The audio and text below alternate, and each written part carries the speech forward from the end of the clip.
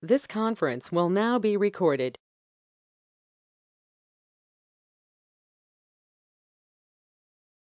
City Hall chambers with this crowd, so I didn't expect quite this many people, but you'll take note of the members present. And I think everybody signed in, so we know who the visitors are. So I need a motion on the agenda. How about roll call first? I told them just to note the members present. We're good. Mr. Chair, I make a motion to approve the day's agenda. Second. Got a motion and a second. Any changes, deletions, substitutions? Anybody opposed to approval of the agenda? Okay, here none, 4-0 passes. Now we've got a whole list of minutes. These are not all of them. There's some more still coming. So I trust you all had a moment to look through and see if there, I looked through them. I didn't see anything. So what's your pleasure? Can we approve them all at once? Fine with me. Make a motion, we approval of the minutes of the meetings for May 2nd, 3rd, 5th, and 9th. Second. Got a motion and a second. Any corrections before we vote? Any opposed? Passes 4-0. Information reports. Okay, Mr. Chair, committee members, we'll go ahead and on our monthly GRT report. For May 22, our actual collected was $3.7 million. We budgeted 3.3 for a variance of 345,084. So we are hoping that June GRT collections will follow the same trend as staying above last year's collected amount. For the year to date, as you can see, we are, as of May, collected 36.6 million. We thought we were going to be at 32.5, so we're up $4.1 million. And you see there the chart of, the variance for all of the different funds. So we are up 12.8% year to date from last year's collection.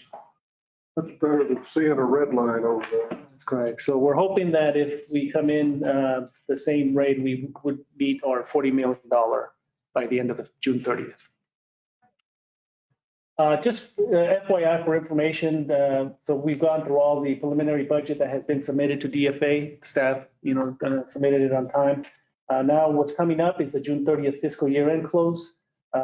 Hopefully by mid-July, we'll have the fund balances reconciled for the June 30th bank accounts, which will then we'll start moving into the final, and then we'll probably schedule a special finance committee meeting because we won't meet the first meeting in July, and then a council meeting to approve a budget resolution.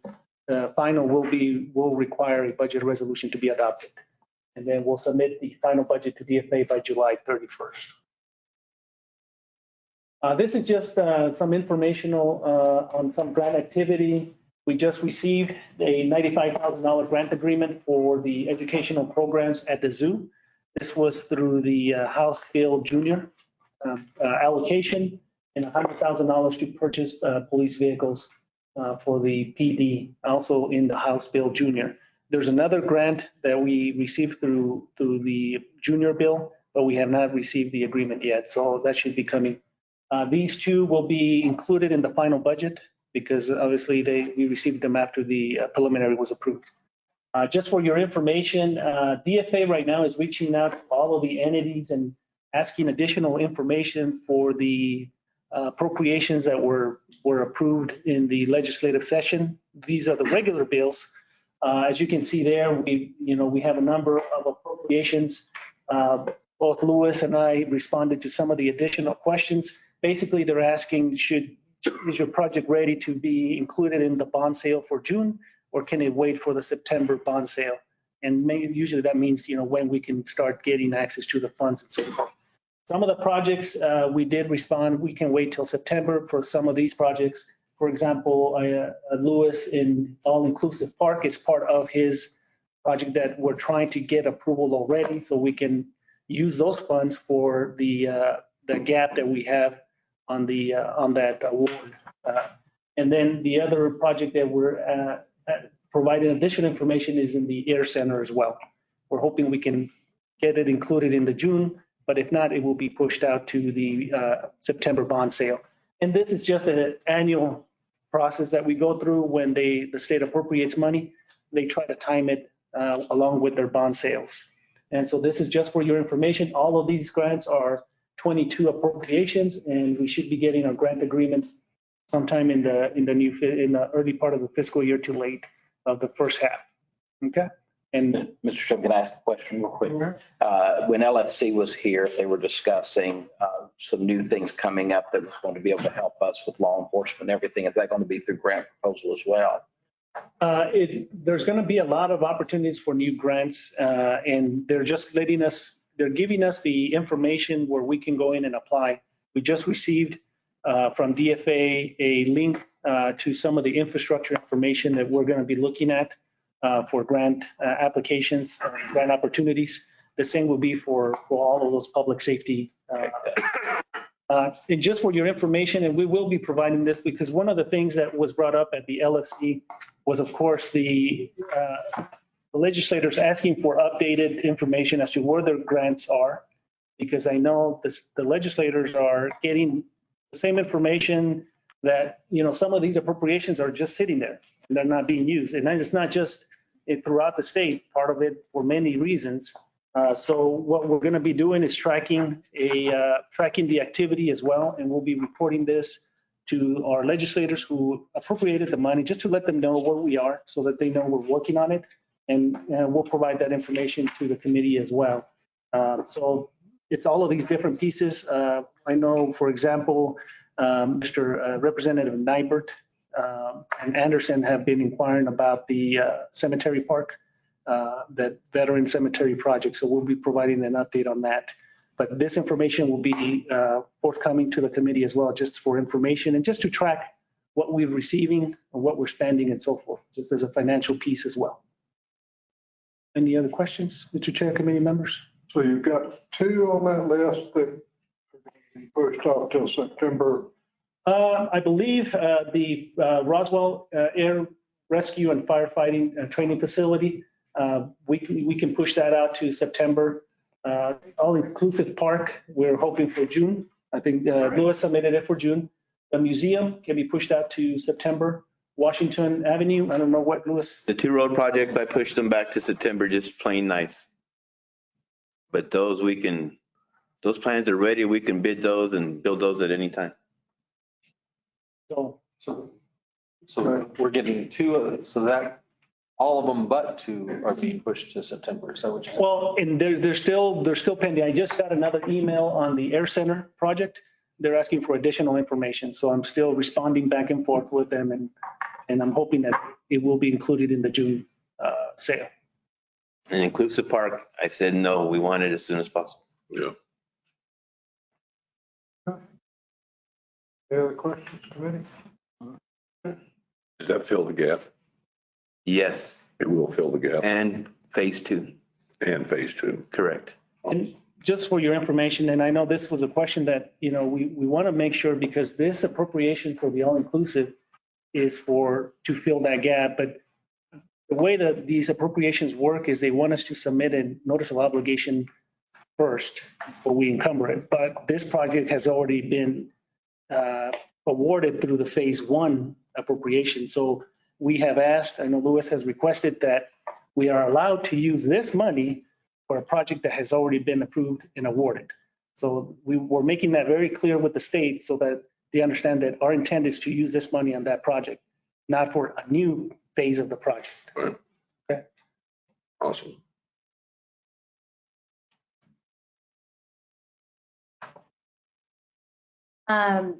Members of the Finance Committee, this is the April lodgers tax report. So all the things that are in April actually occurred in March. So for our collections, we were sitting at about 54% occupancy, but just want to point out the spike again in February was due to the last four hotels that had 4 months past due. That's why you see the spike there. Total collection for that month of March was $121,652. That does look a little normal when you see it in April, because March is usually our spring break month, which is really good. So that was a good indication. As you can see over to the left, we're at 1.145665, which we surpassed where we were in COVID, and therefore therefore that's why you're going to see some lodger's tax applications this afternoon. If you go to the next slide for me, this is the convention center fee collection report. Again, pretty on par, 54% occupancy for room nights. And then collections, we're at 619, 567. I'll stand for any questions. Only statement I'd like to make is that I love seeing that up past the 600,000 mark because that fulfills the obligation for our bond for that. And so Yes. the next 2 months are going to be just on top of that we can use for stuff at the convention center. Yes, we are hopeful in kind of my own projection. I'm not the finance person like Danny and Juan over here, but I feel we will surpass our 2019 or be right on par, especially coming out of COVID, which brings us to just even greater opportunities for this next fiscal year. So hopefully we'll continue to see that grow. Anybody else? Okay. Mr. Chair and committee members, before, we have one more item, a financial item just to share with you all. And I'll let Janie kind of share because this is a change order on one of our projects. And they will be coming to the committee as a ratification, but I'll let Janie and Lorenzo share the information with you. As part of our guidelines for the finance team, if we have any kind of change order or any procurement that goes over 60,000, we have to take it to committee for approval. This is utility construction service. It's actually 3 projects on one purchase order. We've had a change order done for $15,138. This change order is for $55,000, so it takes us up to $69,000. So that's why we're bringing it to you. Want to put it as a heads up. Lorenzo can tell you why there's a $55,000 change order. Okay, Mr. Chair, committee members, on the second page, we had it right there on additions right below.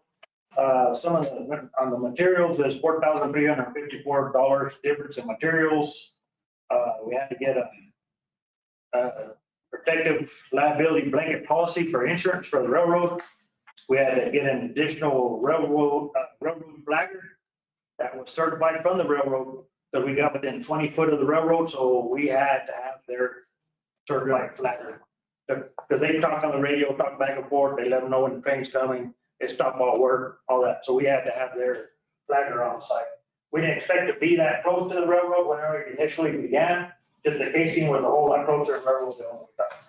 Probably the railroad caused your damage.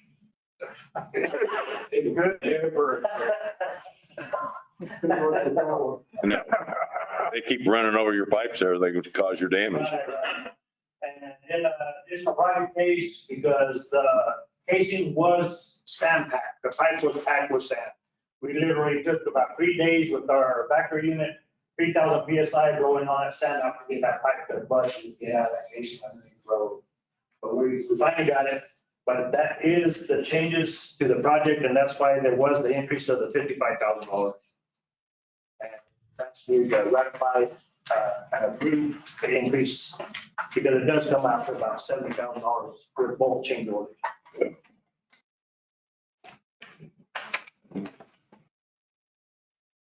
Well, again, Mr. Chair, committee members, this is just for information. It'll be coming down the road. I just want to give you all a heads up.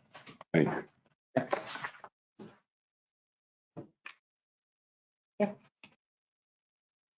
Oops.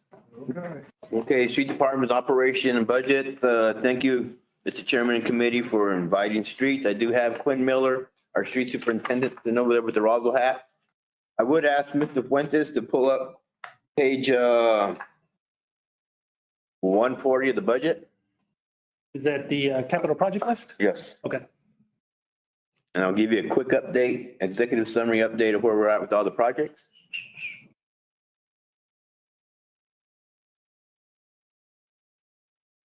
This is what's on there. Is this what you're referring to? Mm-hmm. Okay. If you can just zoom in just on the project names. I'll just kind of go by real quick.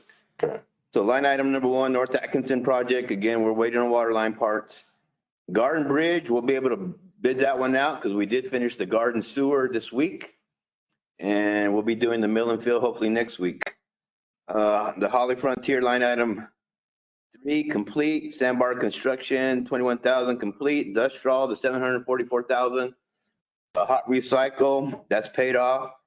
Sandbar, the 67,000 is citywide striping, that's done. IPR, that's all the micro surfacing, that's complete. Item 8, Sandbar for 52,000. They're scheduled to start that Monday on June 6th. That's additional school crosswalks, catching up on crosswalks. Item number 9, IPR limited, the 500,000 that we did microsurfacing in each ward, that's complete. Fraser Asphalt, that's the 976,000. They're scheduled to start July 11th. They got tied up, they couldn't get materials, and then they had delays over there in Clayton with the fire, with their stuff trying to get mobilized and find new pits and all sorts of stuff. So I wasn't gonna let them start this month with the UFO festival coming up, because if we break down or something, we're not gonna take a chance. So I pushed them to July 11th, and that's one of those that we get 95% reimbursement. Line item 11, the Abraham construction complete. Line item 12, highway supply. That's the striping on top of the Nova chip on Main Street. So that can't happen until we pave Main Street. And again, that's one of those 95% reimbursements from the DOT. Line items 13, 14 were complete. Line item 15, the mill and fill project, the 1.784 million. Actually, that's showing up twice, because what's happened is, if you remember, in March 10th, and council approved to give us some of that GRT lawsuit money and put it in the roadways. I distributed it between the 2 plants that we have in town, the hot mix plant. So if you take that number, 1.784, divide by 2, add it to the original appropriation for line item 16 and line item 19, is where you get that money going from 1.5 to 1.559 for that. So actually that number shows up twice in our accounting. But on line item 16, the mill and fill project, basically what we were waiting for was to do garden. And now that the sewer is complete on garden, I don't know if you noticed, but garden's open for about a week. And then we'll close it down, and then we'll do the mill and fill and close it for another week. And then we should be done until we do the bridge. And then all the residential mill and fill that you saw in the Friar Ridge, Third Street and that kind of stuff, that was also constructors doing their portion of the GRT, what we call the add-on milling. Going to the next page, item 17, college striping is complete. 18, that sidewalk repair is complete. 19th, item 19, South Sunset. Sunset is complete. They just got to do their add-on milling. They already started with Gillis last week at the base. Line item number 20, West McGaffey. We're hoping in another 2 weeks we'll be done with the concrete work. And then we'll do the mill and fill and just clean up and stripe. We'll be done with that one. East Hobson Road, the East Hobson Road is complete, and we're rocking and rolling on that one. I know we've said we'd keep it close to August. My speculation, we'll open it up in July, weather permitting. Line item 22, the 540, that's actually the agreement that we were talking about on the grants. So that'll be the fiscal year 23. The item 23 is the junior bill, 100,000. Actually, I got the agreement on that one yesterday. So I'm gonna pair that one with Washington to make sure I have enough money to do Washington. And that's the mill and fill on Washington from Alameda, where we left off, north to 8th Street. And if you paid attention, from 8th Street all the way to Country Club, we have done something. So now we'll have Washington corridor, once this is complete, Yeah, well, we did 3 years ago, south of Brasher, and then recently from McGaffey all the way to 8th Street, and then the Hot Recycle to Country Club. So basically, the quarter left would be Country Club to Barindo, which I have in an application with the DOT. And if we're not successful, we can put it in the program for next year with our money, or I can just keep resubmitting it to DOT until we hit the lotto. Then line item 24, that's the DLT call for projects. I've submitted 6 projects, $8 million. So we'll see what hits. At minimum, I hope that the Atkinson project hits. That's $2.7 million to finish Atkinson from Cherry to College. That would include the utility work, which is the high dollar stuff. And at least we wouldn't use the utility department's money to get that fixed. But again, that's all been submitted, and we'll see what the DOT says. The sidewalk program, that's just miscellaneous stuff. So we pretty well are caught up with knocked out most of our program for this year, or we got it all started. I would stand any questions on that. And then, I don't know if now's the time, but I know you haven't done the budget for next year. This is what we've proposed since April 3rd. And basically, it's just the same thing. Hot recycle program, slurry still program. Janie and Juan. What other councils do I have here? And again, I can go over that line item at a time, or you can call me back at a future budget meeting or whatever. But you can see, I mean, annual hot recycle, annual microsurfacing. The only thing that's here that's a little different than normal, if you would look on page 4, I would like to put in additional drainage at the Holly Loop subdivision where those families got flooded out. And that really needs, I'm sorry, Mr. Chairman, but that really needs to be, and I appreciate the fact that you got that as a consideration, because I know those folks that live down there, that was pretty rough. We've got a design, we just need money to build it. And then the other thing that would be a little different, I did request a little bit of money to have some skin in the game with the development that's going over there, Second and Sycamore, with the Allsups going in, and then the Hyundai going in, because 3rd Street and Sequoia kind of no man's land. And I was hoping to get a little bit of money there, then I can talk to the 2 developers over there, maybe get something worked out to develop those streets.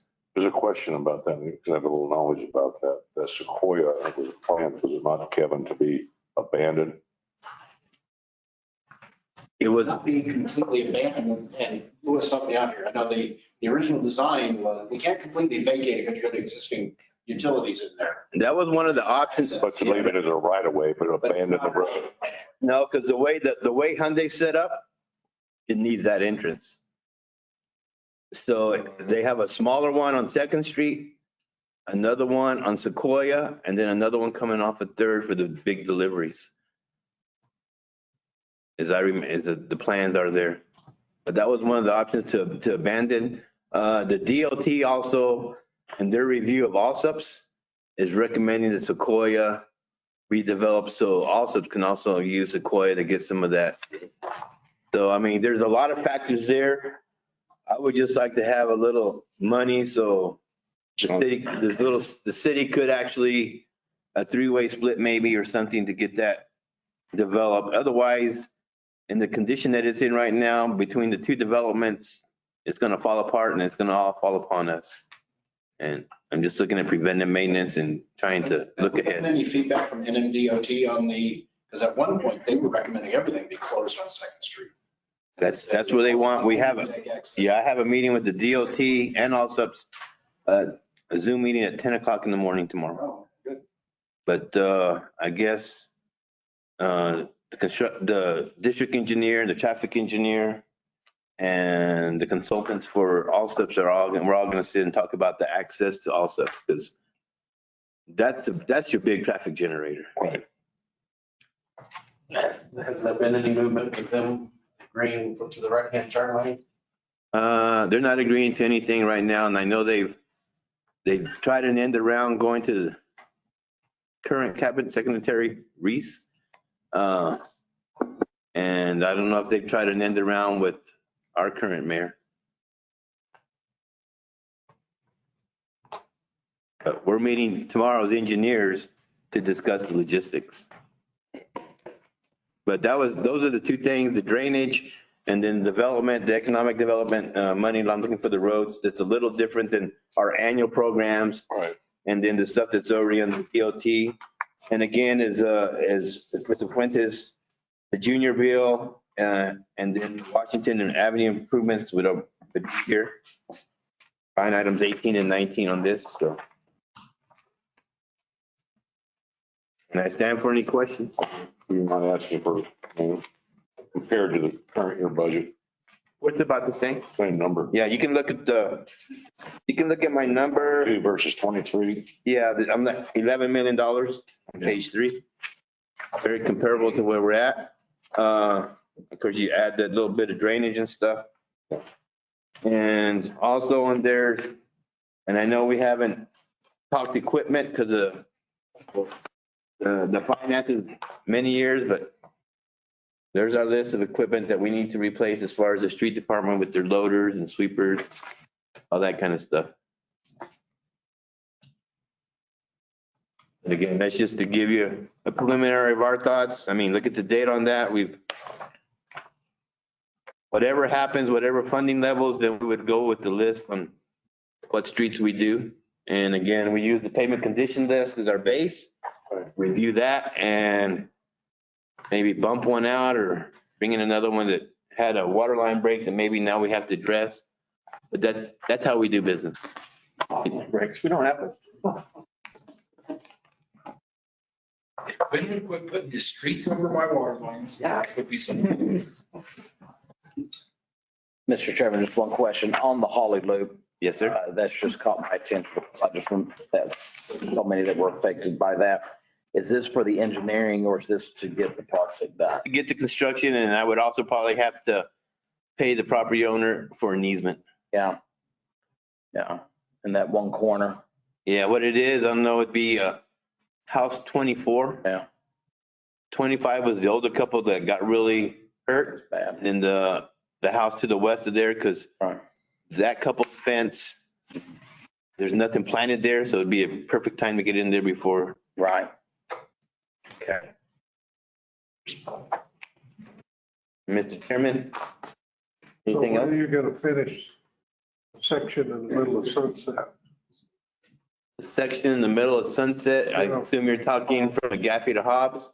We did that about 10 years ago. And that's not on our radar right now.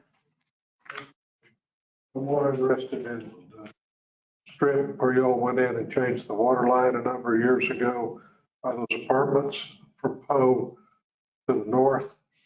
And then you went down the street and then you didn't quite get to Hobbs. I thought we did from Hobbs to McGaffey on that one project. I'll turn around and see. Yeah, but we'll go look at it. I'll build whatever you guys fund me. It's showing it's a, Well, the rest of us. and the thing is, Sunset has a lot of traffic.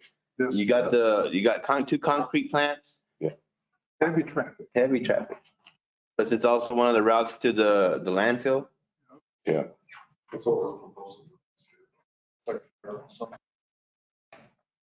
Yeah, it just, I mean, you're driving along, got that nice road from, on the south side, then you get past McGaffey and smooth sailing again. So take a look at it. You guys are the experts. Mr. Chair, when did we do the recycle on Wyoming? It was one of the first ones. Wyoming, I'm gonna think about 4 years ago. It's starting to show, I mean, and I know that hot recycle is not, Wyoming's one of those streets that it's more of a it handles a lot more. Oh, yeah. Than just the regular. And so again, in the scheme of things, hot recycle goes about 1.25 inches, 1.5 inches deep. So typically whatever depth you're paving or recycling, take that inches times years, and that's when the cracks will start reflecting. So even though the cracks reflect up and you see the cracks, we're not supposed to worry about that until you start hurting the rideability. So yeah, you can see There's a few peel backs that start to pop. and the peel backs is the microsurfacing. Where what we did the hot recycling and then we put a cape with the microsurfacing so it won't dry out as fast. There's a couple places on there that it's cut about 2 inches that have popped up. But I was pleased that, 4 years. Well, and we hope to get about 8 to 10 years before the rideability fails. But again, looking at that compared to the mill and fill that we were doing recently in the residences where we take it down 2 inches below the curb and gutter and we take out all the slurry seals and pavement maintenance on top. Like I've explained to some folks, it's like taking your shingles down to the deck and starting all over again. Then you can do that. And then when that starts showing age in about 8 to 10 years again, now you have room to put another slurry seal and the cycle keeps continuing. Well, you got to pay attention to those heavy loads areas. Are you talking about that stretch by the bus company there? Yes, even right in front of those apartments. There's a Okay. few places that, just. Yeah, and the Summit apartments also has a lot of drainage issues. So last year when we had those heavy rains, water is not a good friend of the pavement. No. So we're going to take it anyway. Check with your. Absolutely. Oh, the whole state could use some. No. Yeah. Okay, any other questions for Mr. Nahar? Thank you, Lewis. I'm sure we're going to see you when we dove into the operational side of the situation. So Yes, sir. we appreciate your time today. Thank you for the opportunity. Okay, Thank you, Lewis. okay. So we're down to action items. Disposal of certain property. Yeah. So this is our monthly list. This one is a longer list again. I've been working with Deanna Garcia up in finance, trying to clean up the books. I think we're getting there. There are 4 items on there that I need to have removed. There's 3 roll-off dumpsters and a stage. The city manager's requests that we pull the stage for right now. And the roll-offs with, they originally pulled them, they originally wanted to get rid of them because it was too expensive to repair them. But now with the way things are, it's too expensive to buy new ones. We need to repair the ones that we have. So. That's the solid waste. Yes. You've got 3 listed. You're going to pull them all or just? Yes, all 3 of the roll-offs. Okay. And then the mobile stage. And I'll get a new list over to city clerk and we'll have that fixed. Mobile stage recreation on the second page 20. Yes. Right.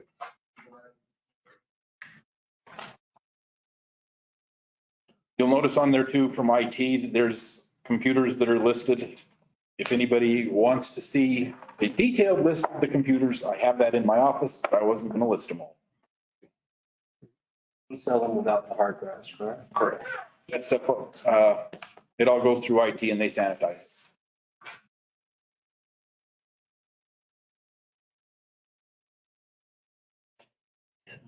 Okay. Questions? No. What's your pleasure?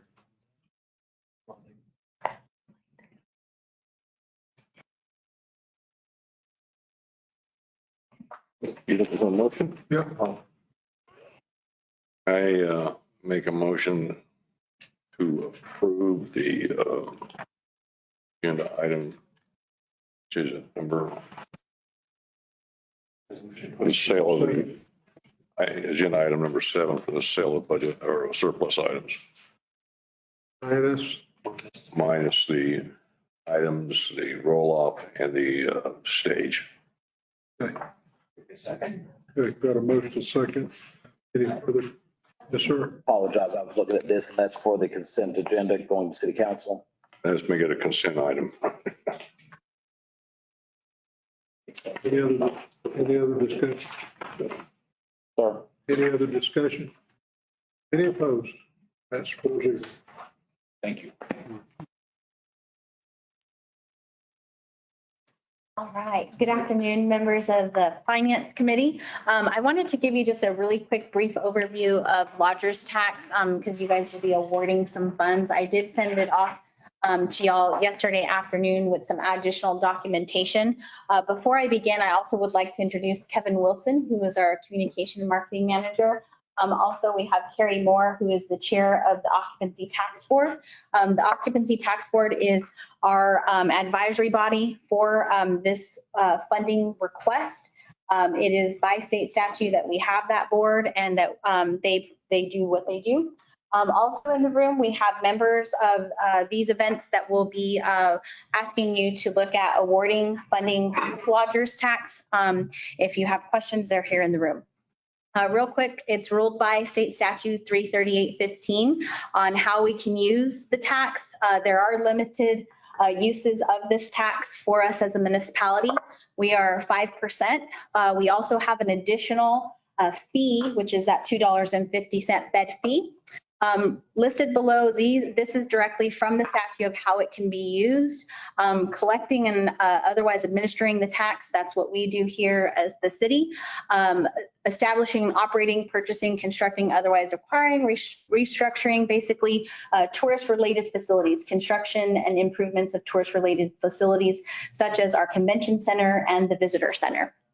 The principal and interest on any prior premiums due in connection with charges pertaining to the revenue bond. So that's part of some of the stuff that you see. The other thing, which is the most important one, which is item D, it's publicizing, promoting, or advertising for a tourist-related event, attraction, or facility. E is providing, this is the other important one for today's meeting, providing police and fire protection and sanitation services, again, for tourist-related events, facilities and attractions located in our municipality. And then F, a combination of those others stated in this section. The other thing that it is allowed is for an MRG, a minimum revenue guarantee. We are required to use our collections within 2 years. If you go to the next one. We are a Class A municipality, which means that we're required by the statute to use 40% of our collections on marketing and advertising. That's our rule of thumb. 60% is the operational cost of the Public Affairs Department, the Visitor Center, and then, of course, Convention Center. This is kind of just an outline that what the 5% tax pays for operations, our Public Affairs Department, our special events, group tier tours, advertising and marketing. So currently right now we have a regular standard City of Roswell, come visit our city, croswell.com. Advertising campaigns, we run 2, usually one in the fall, one in the spring. We don't run in summer because that's where we're converting because we're usually running our UFO festival into the summer. So we are currently in the spring of our general one, and then we have a little bit of overlay when we get to UFO festival. We'll start hitting festival pretty hard as of June 6th, and then that will taper off, and then we'll have about a month of kind of nothing as far as big placement, media placement between billboards, radio, television, digital ads. Then we'll have our MRG, which we currently do not have. We did have an MRG for our Phoenix flight. We currently do not have one. We do have $100,000 allocated in fiscal years 23 budget in the event that we want to go out and search for a new flight service that would be allocated for that. Go to the next one. This is our definition of what a tourist means, tourist-related events. And those are really important. A lot of times there will be some events that will come to us that are more community-centric, that don't bring in overnight visitors that will stay in our hotels and Airbnbs. So it's really to bring in somebody who is going to stay overnight in our city that, again, come and visit. So I won't read all of this to you. If you'll go to the next one. This is the really tricky one. Lots of language on how that we get to that 40%. So this is where it really comes from. If our tax is imposed as more than 2% and the municipality is not located in a Class A county, then it's not less than 1/2 of the proceeds from the first 3%. Then the second one is not less than 1/4 of the proceeds from the tax in excess of 3% shall be used for this purposes. Total share of lodgers tax, obviously, again, advertising, publicizing, and promoting tourist-related attractions, facilities, and events. If you'll go to the next slide. This is, any questions on that before I go on? No? All right. This is our 2019 calendar of lodgers tax awarded events. You might be thinking, why is it 2019? Well, because we had COVID. We were not really allowed by state mandate to be hosting events. And that was primarily why there was no lodgers tax awarded in the last fiscal year. We didn't know what was going to happen with COVID. There were state mandates. Hotels couldn't operate. We couldn't hold events. So this is the last lodgers tax awarded events that were done. You will notice the event date, the awarded amount, and then the room nights used by STR. STAR data is what we use to justify. It's a research, Smith's Travel Research Industry, that it's a national industry standard that all of our hotel properties in Roswell, they have to subscribe to every night. They do their daily or nightly audit report. We make sure that that nightly audit report matches the collections report. We will also be doing our audit internally for the hotels, and then we as the city will also be audited, and we will submit that to DFA. The STAR report is the number of hotel rooms that were booked during those event nights. You will notice that there was a 2 stars for the Hike It and Spike It. And that is because that event also coincided with Memorial Day and graduations. The other thing on there is when we get back the reports from these awarded events, they also indicate to us, it's required that we have to collect their proof of performance, if you will, how many hotel rooms they have. Some of the events match pretty closely. Some of them do not. We know that there's not 20,000 hotel room nights in Roswell every night, and so we look at that as well. The next line is the room night revenue estimate generated by the event. That's just a ballpark figure. We like to use an economic calculator that is provided by the state tourism department based on the surveys that the members submit back to us. And then we also look at kind of where the GRT reports. It's really kind of a guesstimation, but we have a really good tool that the State Department provides to us.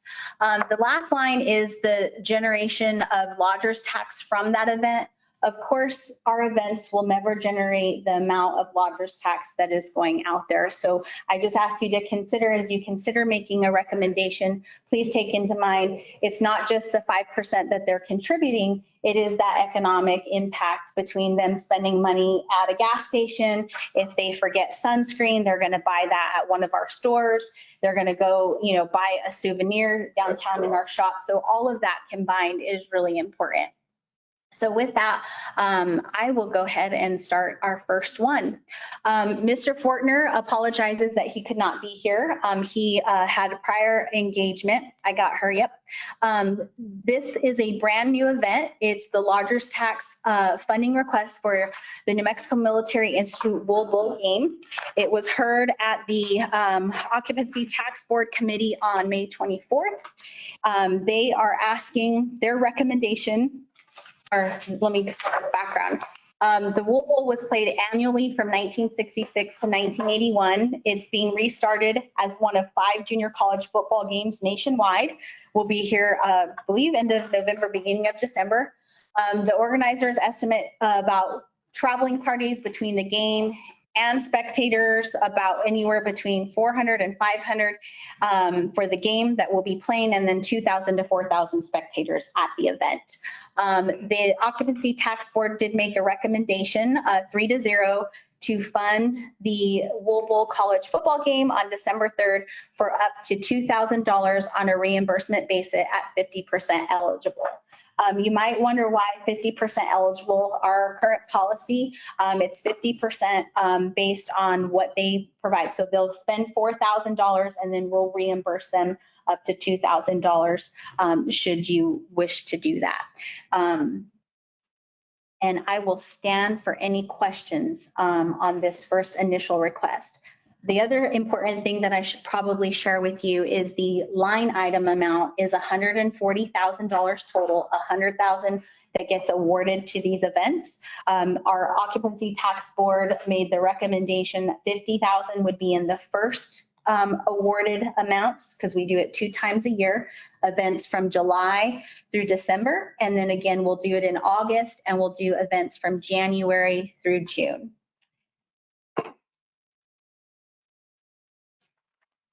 And it does go, you'll also know, this is just for new information, it goes by order that we receive the application, is how we put them in the order that we present it to you. And all of the information on how they are spending the money is in your packet. We have a current lodgers tax policy that is compliant with state statute. We also revised that in 2017 in order to be compliant. It can be only used on marketing purposes. It does have to be 30 miles outside of the city. It can be on billboards, magazines, a Google paid ad, all of those types of things.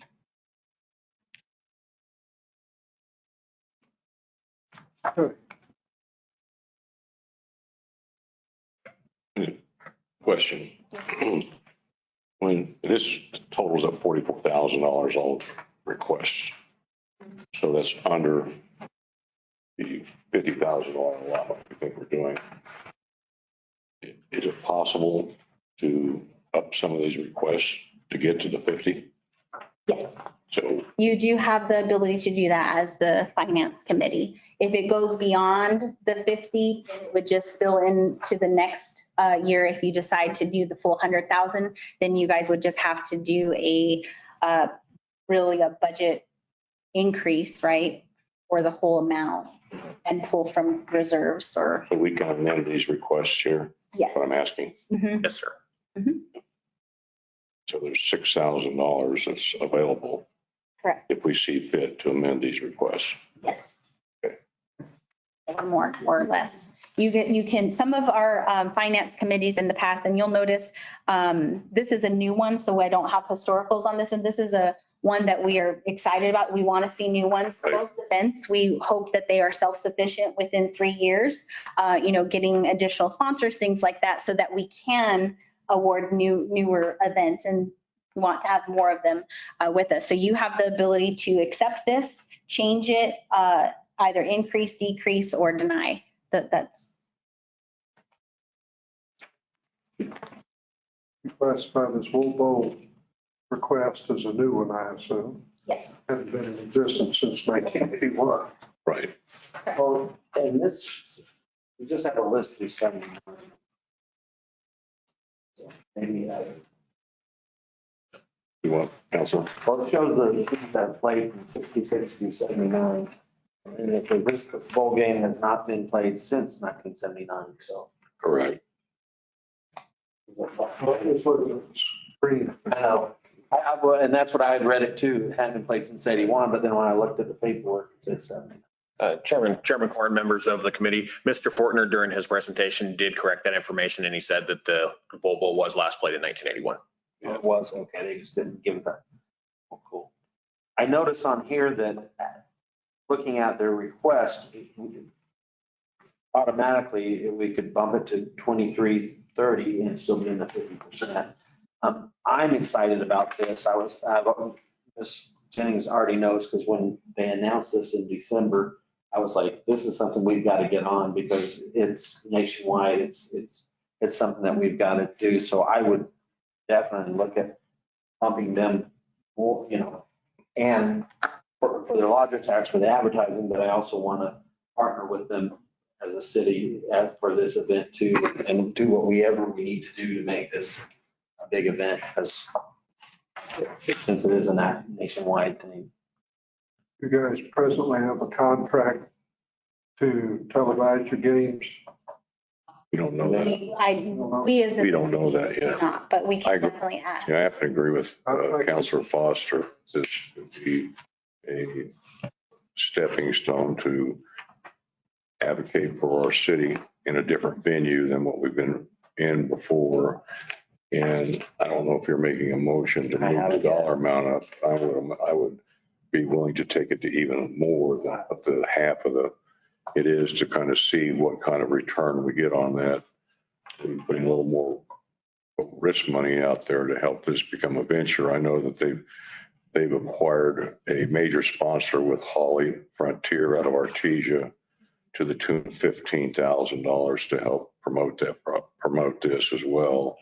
And so I entertain discussing a different amount if you care to discuss a different amount for this group to see where we get with them. Well, and one of the things that this is going to be, they won't know exactly who's playing until near the end, 2 weeks prior. So that home market of hopefully it is an ME and somebody else. but that home market needs to be blitzed and hit harder, and they may need a bigger fund for that last, punch and ending up to it. So, and you said we had 6,000 left over, left. and We've got others projects as well. So, yeah, I wouldn't mind betting myself doubling this to 4,000. I mean, he's not even here, Right. but I do think that this is exciting and we need to be pushing for it. So, Mr. Chair, members of the committee, he did want to apologize for him not being here, but he did have a prior engagement with his son, and he hopes that doesn't detour any. no, So you guys making a motion to raise it to 4,000? I will. More discussion, you have a little discussion. Yeah, we can make a motion and then have a discussion about it. Mr. Chair, I'd make a motion to approve this at 4,000. The second, you're keeping a list, somebody? Okay. So they would spend 8,000 and it would be 4,000 at 50% eligible Right. expenses, correct? Well, and the way the mix is, if they don't spend the money, then they don't get the money. Right, correct, yes. Allowing them to increase their budget is what this is allowing us to do. If they're willing to spend some And more. hopefully they'll get lots of community support, lots more sponsors. Yeah. Do you have any feeling on this, Councilor Perry? Just, and I'm all in favor, just for what needs to be put in the record, that it needs to, a couple of things, is of course, we're sending it to full council, but then it will require that it's 50%. It's right here. So up to, State law. so, yes, so the, State law. That needs to be part of the motion as to what we're actually doing. so if you wanted, I mean, if you're okay with it, it would just say, recommendation of fund to the Wool Bowl College game December 3rd through Lodgers Tax Fund up to 4,000 on a reimbursement basis at 50% eligible expenses. Yeah. Well, and that's fine, but that 50% is in state law or is it a city That's our city policy. And that's, policy? It's Yes. policy or? that is to avoid the anti-donation clause. Okay, all right. So is that in addition to your motion acceptable? Yes. Okay. Any further discussion? Okay, any opposed? I didn't ask anybody in the audience. to say anything. You're done, so now's a good time not to say anything. Okay, the next one, Mr. Chair, members of the Finance Committee, you're asked to consider, Wait a minute, whoa. We want to do these individually, or we want to go through them and then just do a blanket? The motions would need to be individually. Chair, and Okay, let's get this one finished. We're not done. okay, and And do we want to make this motion on the consent? yeah, they have normally been on consent, but I'm happy to do it regular, however you guys. All right, so I guess I need a motion to move this to the city council on the consent agenda at What did- $4,000 figure. What did we just do? I'm sorry. We just, Just amendment to bump it. To bump it. all we did was increase their take by 2,000, assuming that they can increase the offsetting budget that they've got to come up with by another 2,000. But they've already received 15,000 from. Well, That might be budgeted, that's their budget. there's a point where all I can worry about is what we're doing, not what they're doing. So, Okay, Mr. Chair, I make a motion that we approve the recommending approval of the resolution, oh no.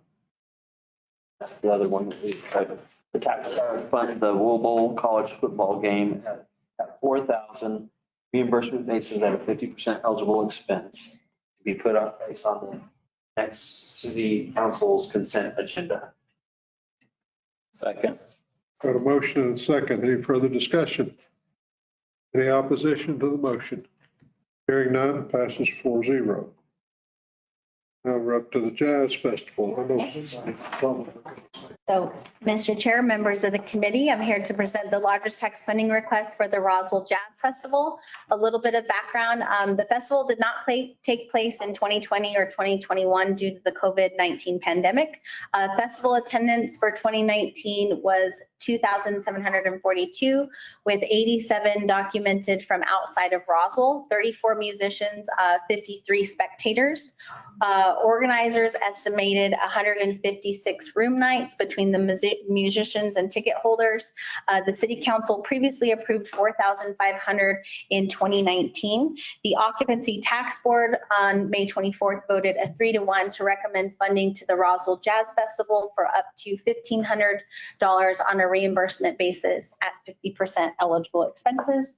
And I believe we have Miss Ann Baker here. If you have any questions for her. I'm Paula Graves, sorry. So I'm just here to answer questions. Thank you for your time and thank you for considering our application. So anything I can help with, that's what we're here for. I have a question to Ms. Moore. Why did you, when they came in with 7,400, how did you all get to the $1,500 number? Because our budget was only 50,000, we had to reduce everybody. Do you have a copy of my notes? I do, Miss Carey.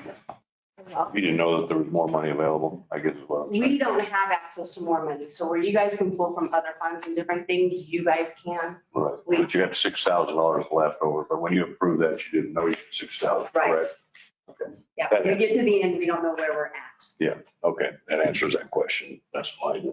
Thank you. Okay, We still got $4,000 to use, folks.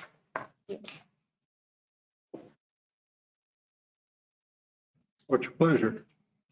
I'm trying to get these round numbers, Oh, trying to get them in my head here. I saw the smoke coming out of your ear. So. Yeah, I didn't bring my pencil with the eraser. Oh, well, So, that, I would like to make a motion. We move the amount up from 1,500 to $3,000, double the amount that's requested here. okay, so we spent 2. And we're going to spend. And that's 2,500, once you do that. I'll second that motion. Good, 1,500 or, whoops, excuse me, to 3,000. So that's an additional 1,500, right? Correct. Okay, that's the plus column. Okay. So I've got motion to increase it. Get back over. Okay, we're going to increase it to 3,000, right? Correct. Okay. You write this down so I don't get lost. We got a motion and a second? And the motion is to send to full council on the consent. No, we're not there We're yet. not there yet. We're just going to make a motion to move this from 1,500 to 3,000. You could do it all in one. You can do it all. We can do it all. There's not a motion on the table, Okay. so there's nothing to And amend. then we move this to Yes, full sir. council. for- Okay, now I understand. I was just trying to follow what was happening. That was confusing. I apologize. Okay. Trying to get there. So We did the other one. then we move it as a We consent voted item. on the money and then we moved to, then we had another motion, What which we is a can- cleaner way of doing it, by the way. Yeah. There wasn't a motion on the table, so that's why I was confused as to what we were amending. But I understand now. I understand. He I did make the, proposing to reallocate to the 3,000, which would be 1,500 out of the whatever amount we started with. And if you And- want, you can, I mean, I'll. yeah, we'll make Mike's the motion. friendly second. We move it to 3,000 and put it on the consent item. Okay. That was a second one. So, once again, the 50% match has to Right. be in there. So you want to Right. clean that up or you You gonna, know, with the 50% match. you gonna let Mr. Fuente straighten that out? Okay, is that your motion? That's the You motion. got a second? Yes. Any further discussion? Hear none, any opposed? Okay, passes, goes to the city council on the consent item. Moving on. Eastern New Mexico State, All righty. page 37, if you're trying to keep up. Yes, so I'm here, members of the committee and chair, I'm here to present the lodger's tax funding request for Eastern New Mexico State Fair. The finance committee is being asked to consider a request for funding in the amount of $36,500 at a reimbursement basis of 50% of eligible expenses. A little bit of background on this event. It's a 6-day fair. It allows families from all 33 New Mexico counties to showcase their yearly agricultural projects. The fair, it includes a parade, musical concerts, and a carnival. The organizers estimated 650 hotel nights that will be booked in connection to the fair. Last year's fair had 483 room nights booked. Recent city council awards to the fair were $44,250 in 2016, $36,570 in 2017, $36,750 in 2019, and $40,000. I'm sorry, that is a typo. That should have been 2018 and $40,000 in 2019. The Occupancy Tax Board on May 24th voted 3-0 to recommend funding to the Eastern New Mexico Fair for up to $36,500 at a 50% reimbursement for eligible expenses. And I do have Miss Leslie Roberts on the line. Should you have any questions? Questions for Ms. Robertson?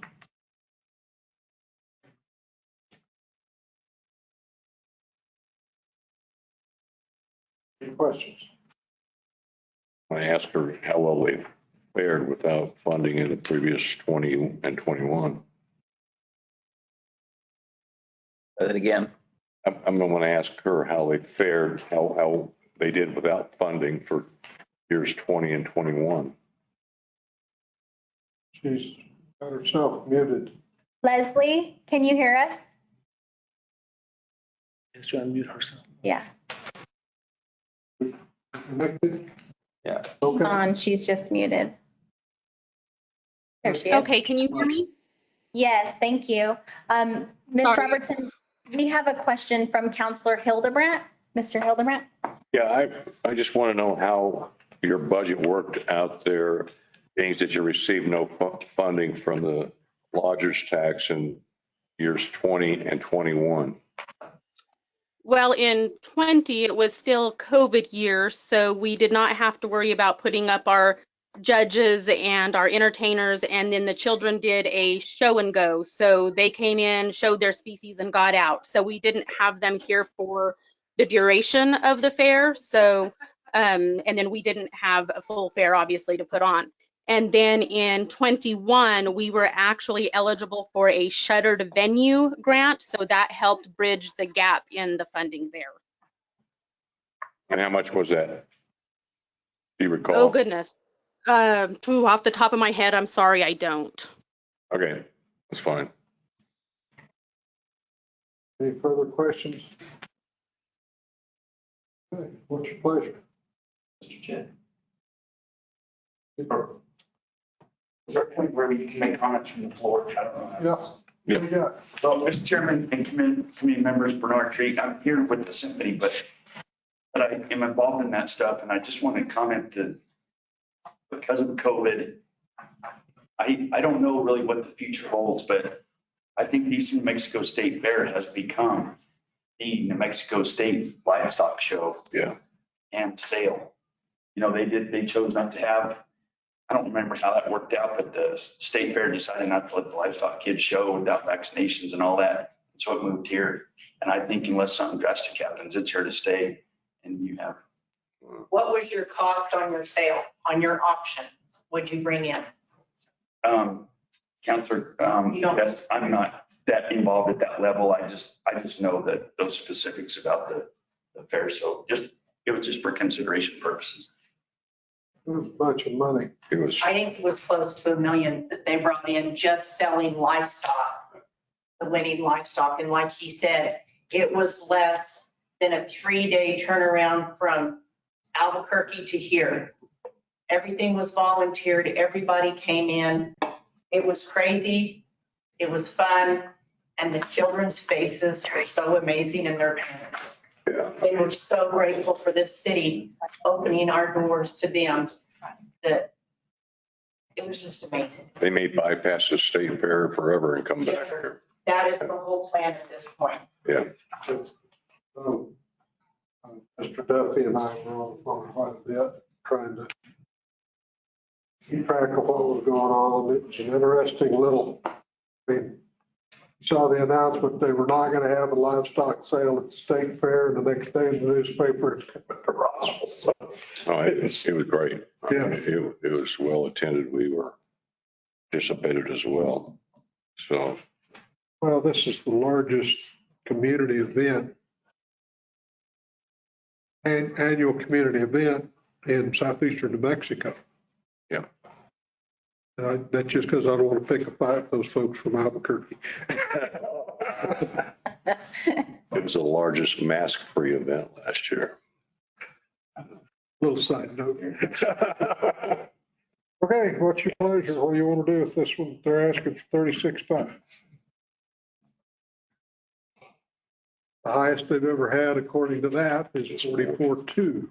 916.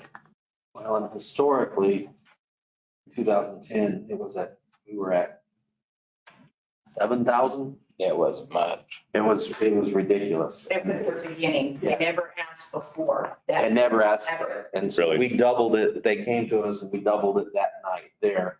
And then they upped it because it's a 7-day event from all over. They never knew that we had it. Yeah. Until we took it out there. And then once they knew we had it, then they applied. And we've also used it in different ways now that lodger's tax can pay for sanitation, security, and safety. Sanitation, police and fire. And so that was the other way when we realized it, that instead of us just paying our overtime, we could bump this portion of it and they can pay for those services through the lodger's tax.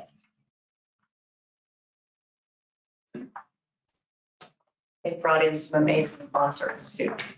I don't disagree with any of that. I'm just trying to figure, we got $2,500 left to spend over We got three different organizations. And so, just trying to spread the funds and how we make them work for the other organizations as well.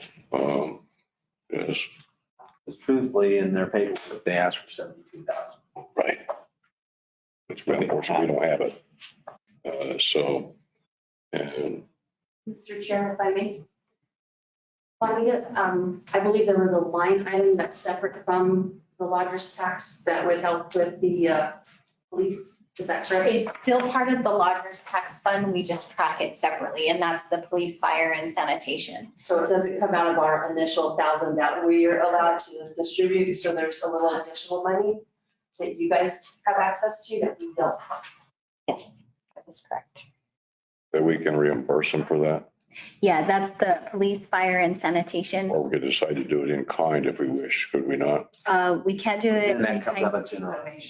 We can't do it in kind because of the anti-donation clause, and then it would come out of general fund. So that is why we tried to put it under lodger's tax. And I think that budget allocation was $20,000 for the whole year for all events. So any event request forms that are even non-lodger's tax, but that request police and fire presence, it just draws down at the end of the year. Our police, fire, and sanitation services, there's a code in HR. If they work that event, it gets charged that, and then it's 40 was 20.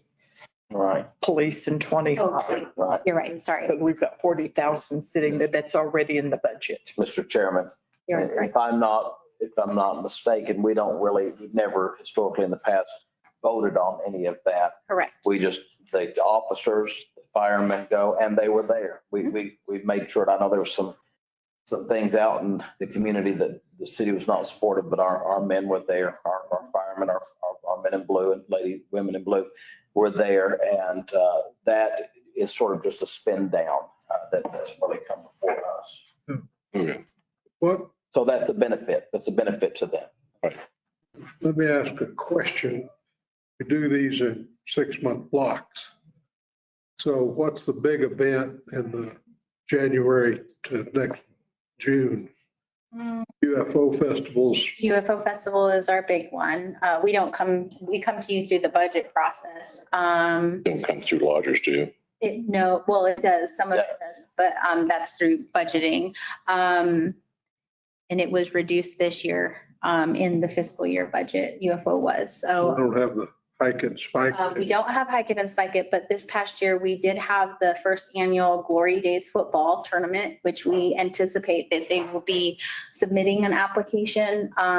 We will also have the Roswell Symphony Orchestra, more than likely, I can't speak for Mr. Treat, but they will also present a lodger's tax application. I'm trying to. In the past, we've had things, Mr. Chairman, like there was a mud run with Mexican Military Institute that right, so one-time things like that will come up. Milkman. Milkman Triathlon is another one. That's on this one. We're talking. Did you say Milkman? This one is Bottomless. Milkman is. Milkman's in September. June. It's June. This year, it's actually the Saturday. Okay. Well, There's about 5 or 6 usually in the spring. I guess, because I'm a new kid on the block. Sure. You all split and said, okay, we're going to hold this in reserve for the next 6 months, but it looks like these fall events can take the bulk of that money and you can still take care of those other events. So this $50,000 figure could be expanded and it just comes out of the money that's already available. And, Get it back half. I mean, And you said there's 40,000 already allocated For police and fire in the budget. in the budget and that's from lodgers. From lodger's Yes. tax. Lodger's tax. So we got some maneuvering room here. So what do you think those requests for the second half of that money have been in the past? Or do you have a measurement stick? So in Do they exceed, are they less than 50? Are they 40 a total? It all depends on what they do, but in 2019, we awarded $115,000 in funding for the full year. I would First half and the go second. back to my slide for 2019. I'd have to look and see. I don't know it off the top of my head, sorry. Because I think what the chair is asking is how much of that 50,000 we can move into the first half versus the second. so we also have that. So let's see, we have The Symphony, the Andrus That goes to everyone. Rodeo, Yeah. Hike It and Spike It was the bulk of it with 24,000, Milkman, and then UFO Festival. So you have some room to move around. Yeah. So 25, 30, How much do you think we got to move? 45, What was 46. That's about 50. Mr. Chairman, what was the funding in that year for, where's the historical data for ENMS? Eastern, Well, it's on they had, page 53 if you want to look at. Yeah. There's yes, right here in front of me. So you have historical data of 44, 36, 36, 40. you can go back to that. It's about 50. Part of, Mr. Chairman, just some history as to why you see it going down somewhat, is the encouragement has always been in all events that let the city help you get that boost, that vitamin shot in the arm to help you get there, and then work on sponsorships so that this money can be utilized in other events as well. So that's why you haven't seen the amounts go up in some of these. They've stayed either consistent or gone even down somewhat in some of these as well. I would not be opposed at all. They're asking for 36.5 if you want to. I don't think I'd have as much of a problem or heartburn if we moved it into that 40,000 range or somewhere in there again. I think I would be comfortable with that. I think going a lot higher, I would start having some heartburn of concern. Councilor Best. A quick comment, they didn't get to their 33 counties until about 3 years ago. For them, when you saw the 36 or whatever, they were only working with 28 counties. And they increased their counties to include all of New Mexico. That's true. I would be comfortable. That's in Albuquerque. I said, I don't want to get in any fight with those guys in Albuquerque. We're going to call them. Well, I don't either, but it's safer down here than it is out in Albuquerque because their livestock. But Mr. Chairman, if we would like to stay within that 40, 44 range, somewhere in there, I'm comfortable. Let's talk about it. Well, and I'm even more comfortable just because, like we stated, last year, we kind of got the youth, and if we try to use it as a rolling ball to get bigger, I mean, we can't get more than 33 counties because otherwise we're pulling in from other states. But I don't have a problem with that either. We are. We're pulling kids out of Texas. So, but there again, I think to parlay on what happened last year, give them a little more advertising budget just so that maybe we can get a bigger boost. There's, at some point, you need to make a decision. Yeah. Hopefully the Wool Bowl thing catches fire. I mean, the jazz folks, except for COVID, have always, I've participated in their programs as a spectator. Good. And paid my ticket. As long as you weren't singing or playing an instrument. Oh, God. All I could verify. Running people off. So, but there are some events, Southeast New Mexico being the largest, I don't think that point can be argued. UFO Festival is a big draw. It's a summertime deal. I think it's great for bringing people to Roswell. But those have a broader outreach, if you will. The jazz folks, they bring people as far away as probably Carlsbad, would be my guess. California and Colorado. Okay.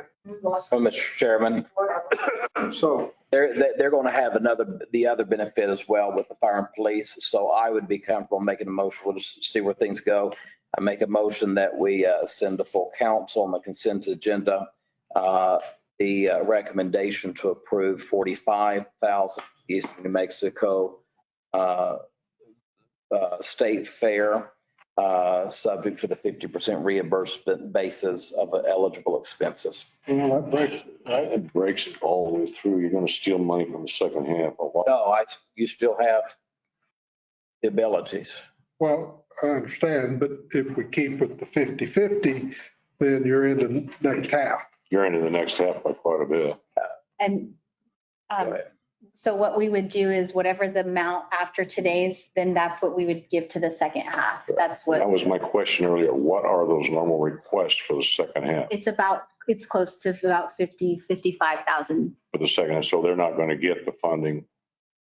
They wouldn't have as much available to But them. one of the big ones is the hike and spike it in Right. 25,000. I think it's going to be there.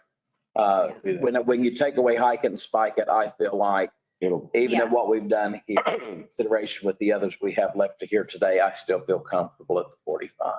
That's just me. Okay, I'll second. okay, got a motion and a second, and this is an all-encompassing motion. I hate that. You want to raise, you want to recommend to the full city council, they put on the consent agenda. How much was it again? 45? 45,000 of reimbursable at a 50% reimbursable basis of eligible expenses. I don't like doing business that way, but that's what you want. No. If there's a better way of doing it, Well, do that. I'd like to get the dollars first and then do the second motion. Takes another 30 seconds to do it that way. I have no problem with that, Mr. Chairman, as long as I understand so I make a motion that we consider 45,000 at this point for the Eastern New Mexico State Fair. My second is busy. Or your second is busy. Jerry? Yes, okay. Any further discussion on the money side? Okay, any opposed? Okay, it's amended. Next motion. Mr. Chairman, I make a motion that we recommend to full city council on the consent agenda.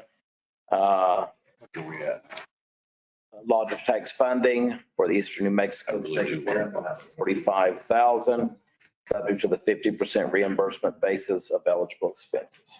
Okay, any further discussion? Any opposed? Okay, done. Because I've been in some of these meetings, we start arguing about $1,000. We're not done. We may be. But I'm just saying, if you get the dollar amounts done first, and then just make your motion as amended and go on. Okay, so now we're up to Bottomless Lake Triathlon. Your chair, members of the committee, I have the pleasure to present the largest tax funding request for Bottomless Triathlon.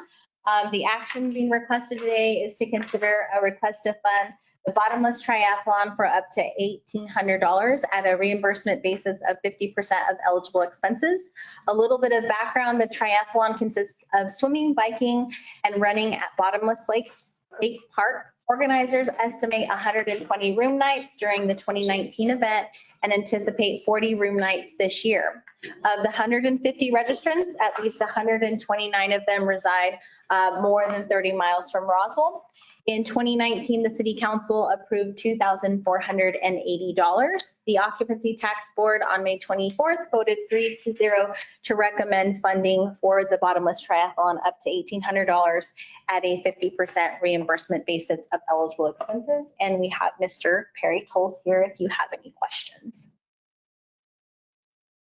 Mr. Coles, go ahead. Mr. Chairman, members of the committee, I cannot explain the difference between the estimated room nights this year and then the 120 room nights that were established by surveys and whatnot. The only thing I can say is I must have made a mistake in submitting the application because we're doing just as good, if not better, than we did in 2019 as far as registrations. So I apologize for that discrepancy, but I would go for what has been proven in the past and give me a little grace on estimating what's going to happen this year because it's been crazy the last couple of years. And just briefly, we were the only triathlon that I know of that conducted an event last year. We pushed the state to allow us to have a special use permit in a park, and we just got it just barely. And we had a successful event last year. We put heads and beds. Of course, in 2020, there were no permits, no activities. I probably advertised more on Facebook and everything, virtual events, and the triathletes in the community from past events. I think they just donated on their own over $1,000 to Harvest Ministries. That's who our beneficiary is for the event. But the virtual events were not popular. And all I can say is last year, they were so excited to meet face to face. So we'll be sold out this year. And I appreciate your help a little bit with the marketing and promotion. It helps us keep our entry fees low. We like to say we have the lowest entry fees for triathlons around, and we're also offering the event free for each kid under the age of 18. Good. Thank you. Questions? It's your motion time. My motion time. Oh, okay. So we're going the route of changing the dollar amount first. Yeah. Mr. Chair, I'd like to make a motion to, and before I make a motion, let me just, right now we're at 52,000 of the 50 that we have.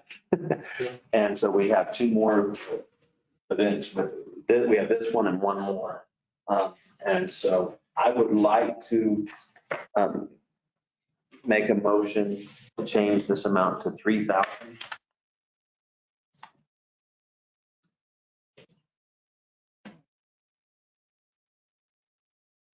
I second. Right.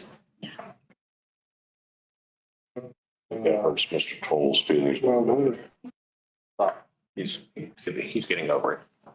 well, if they don't come up with their 50%, then we'll have to Fine. spend. He said he's going to spend 64, so no, it's almost a half. And Mr. Chair, members of the committee, there are some organizations that you do award more and then they just don't spend it. So it just sits in the pot. And then if it's any of these ones, we just roll it over to the new one Let's see, whatever. Based on the 50%. Yeah. based on the 50%. And all of these balances that may come back, we'll have them put in the pot for the next round. Correct. Yes. And also, Mr. Chair, some of the things that they're requesting on their forms don't qualify for lodger's tax. So this happens to be one of them. They have an online registration and results. That doesn't fall under their advertising budget, so we had to take that out. As well as like. Well. So the 6,400 is that reduced? Yeah, so. The 6,400. Would be reduced by 2,500 of what's eligible. So the 6,400 is correct. No, that is the in-kind. Yeah, so take 25 off of that, we're looking at 49. Mr. Chair, I think the chair of the OTB is arguably correct. And it doesn't hurt my feelings that we took it out. We're one of those successful events. You know, this is our 39th. Next year's going to be our 40th. And, you know, it's okay. Whatever we get. When you have a successful event, you don't need to advertise as much. And so we're trying to be efficient. What we do have is an online presence for registration. And then we have immediately almost live results that are posted up on the website. Those are our two big, what I would say, promotions, you know, public examples of the event here. So, I expect everybody to play by the rules, and if you don't get your money spent, well, we appreciate it, but we'll use it for something else. It's pretty simple. 50% is a hard mark to come to sometimes. Okay. So, Mr. Chairman, my question is, if the 65 is now brought down to 4 because of that inability, we make it 2,000, or are we still staying with 3,000? we will do. That's stay with three. If it, They don't spend it, if they don't spend it, they don't spend it. But part of the allowable is the t-shirts with advertising. And if it's a bigger event this year, may have to use more t-shirts. And so. I'm good with that. So I've got a motion and a second, correct? Correct. So any further discussion on raising it 3,000? Hearing none. Any opposed? Okay, we've amended it to 3,000. Next motion. Mr. Chair, I'd like to make a motion to send the consent agenda for the next city council meeting to approve recommendation for approval of $3,000 for the Bottomless Lakes Triathlon. I have a second. Second. Any further discussion? Is it on consent? Yes, it's on consent. Hearing none. Consent item. I assume you're ready to vote. Any opposed? You say something, I'm going to mark you down as no. I'm going to shut you. Passes 4-0. On to the next item. Okay. All right. We're almost done. Thank you. Mr. Chair, members of the committee, I'm here to present the Roswell Symphony Orchestra. The action is for the Finance Committee to consider a request to fund the Roswell Symphony Orchestra for the fall season, October 28th, sorry about that, 29th and December 18th for up to $2,200 on a reimbursement basis of 50% of eligible expenses. A little bit of the background, the mission of the RSO is to provide people of Roswell, Southeast New Mexico, the orchestral literature by providing an annual concert season and music education programs for children and young adults. The organization anticipates anywhere between 500 and 700 people to attend the concert with 175 hotel rooms booked. City Council previously approved $4,085 in 2019. Of which approximately 3,100 was unspent due to pandemic-related cancellations. So the Occupancy Tax Board voted 3-0 to recommend funding $2,200 at a 50% reimbursement basis of eligible expenses. And I do have Mr. Bernard Treat here. Right. If you have any questions. We're going to cut this one back to save money. Is that what we're going to do? I think it's so.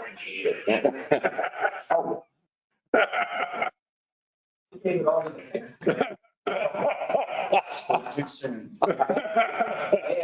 Candy and lemonade. What do you got, Bernard? Mr. Treat, please. You got anything else you want to say? That's right. I don't think Juanita for explaining that. I'm not going to say a few years ago, we almost lost the Symphony, but it was in pretty bad shape. It was in real bad shape.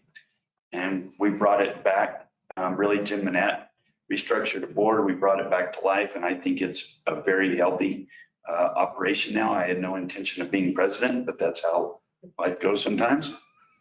And did you miss a meeting? Is that what happened? Yeah. Probably, yes, sir. But anyways,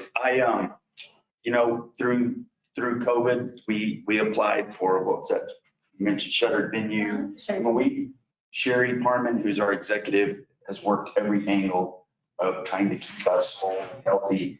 The last 2 years, we did apply for and received capital outlay in House Bill 2 Junior money. And so that goes to mainly our educational efforts. We did, through COVID, virtual online concerts and classes for the youth in the community that I think was very successful. I don't remember when our concert date was, May 7th, something like that. We just had a concert. We celebrated Maestro Fair's 50th year with Roswell Symphony here. And it was a huge concert. We had 110, no, that's not right, 70 musicians on stage and 50 vocalists on stage. It was a great concert. It's a good thing for this community. And a lot of the kids in this community, that fourth grade year where we bus them all to the symphony and they listen to that instructional section with Maestro is the only exposure a lot of kids in this community have of that kind of event. So I think we're necessary. Thank you. Mr. Chair, I'd like to add that this year they did third grade virtual and did it into all the third grade classes throughout the school system. And it was amazing how my kids sat there and watched it. And they were thrilled by it. It went really well. Only time you had them under control all day, right? All year. I was trying to be nice. Okay, and this is for all your fall concerts, right? This isn't just for a event, like most of these are a event. So I think that's great. All right. What, anybody? Yeah, Mr. Chair, I'd like to make a motion that we move the monetary amount from $2,200 to $4,000, which is almost 50% of what they were originally asking for. And for $4,000 reimbursement, that's 50% rate. Second. Okay, got a motion second. Any further discussion? Spent this. Hearing none, I'll open it up. Any opposed? 1-0. Next motion. And Mr. Chair, I would ask that we put on the consent agenda for City Council that we approve the $4,000 reimbursement for the Roswell Symphony Orchestra. At 50%. At 50%. Okay, got a motion second. Any further discussion? Hearing none, any opposition? Okay, done. 4-0 passes. Move on to consent agenda. Sorry we chewed into your money for next year for the second half, but. So where are we on the balance sheet? 59,000 over. Thank you. Mr. Chair, before Carrie leaves, I just want to thank the OCB. I know it's difficult job. You got so much money you're looking at. I appreciate the work y'all put into it because then we're able to, of course, like I said, add to or take away. But that gives us a great ballpark as to y'all put in the homework to make it much easier. So y'all are a citizen board and it takes time out of your day. And I really appreciate it. Remember this, when you cut our budget next year, because they didn't spend all their money, that you guys did that. We hope Don't they spend cut our it. budget. No. It's not a reflection upon you. I'm hopeful they'll spend it, but if they don't, we'll get it for the next half. All right. You want to-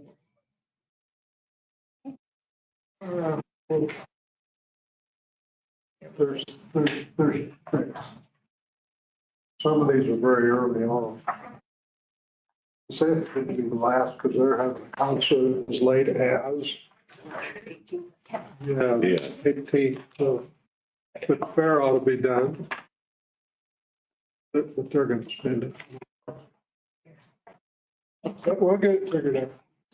Okay. Everybody. Well, Miss James will get you more tax money collected, so we'll be all right. We are going to try. All right. Mr. Chair, members of the committee, I'm here to present the Roswell Chavez County EDC Service Annual Agreement Renewal. The City Council is asked to approve the scope of work of the service agreement and the funding amount. In 2019, all community partners were updated to be consistent. Scope of work that includes metrics, reporting measurements, and in this request, they're asking for additional funding. This new agreement will put it on the same fiscal year. They're asking, their current amount is $100,000 per the contract.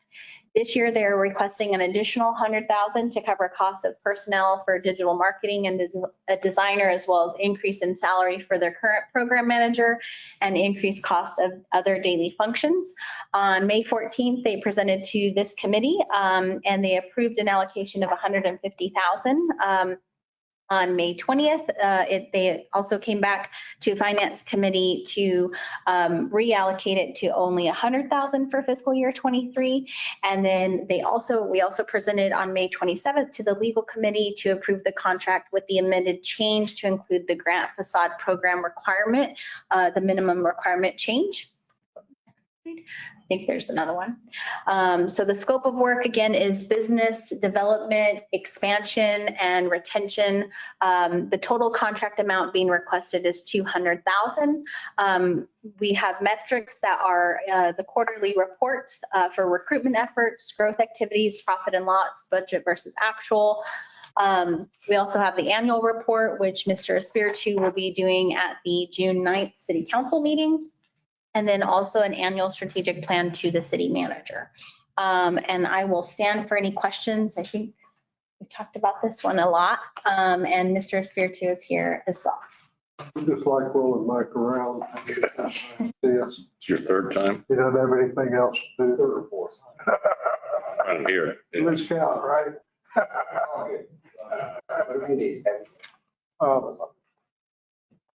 You know, when we had the last city council, you recall that I gave Mike a whole barrage of questions.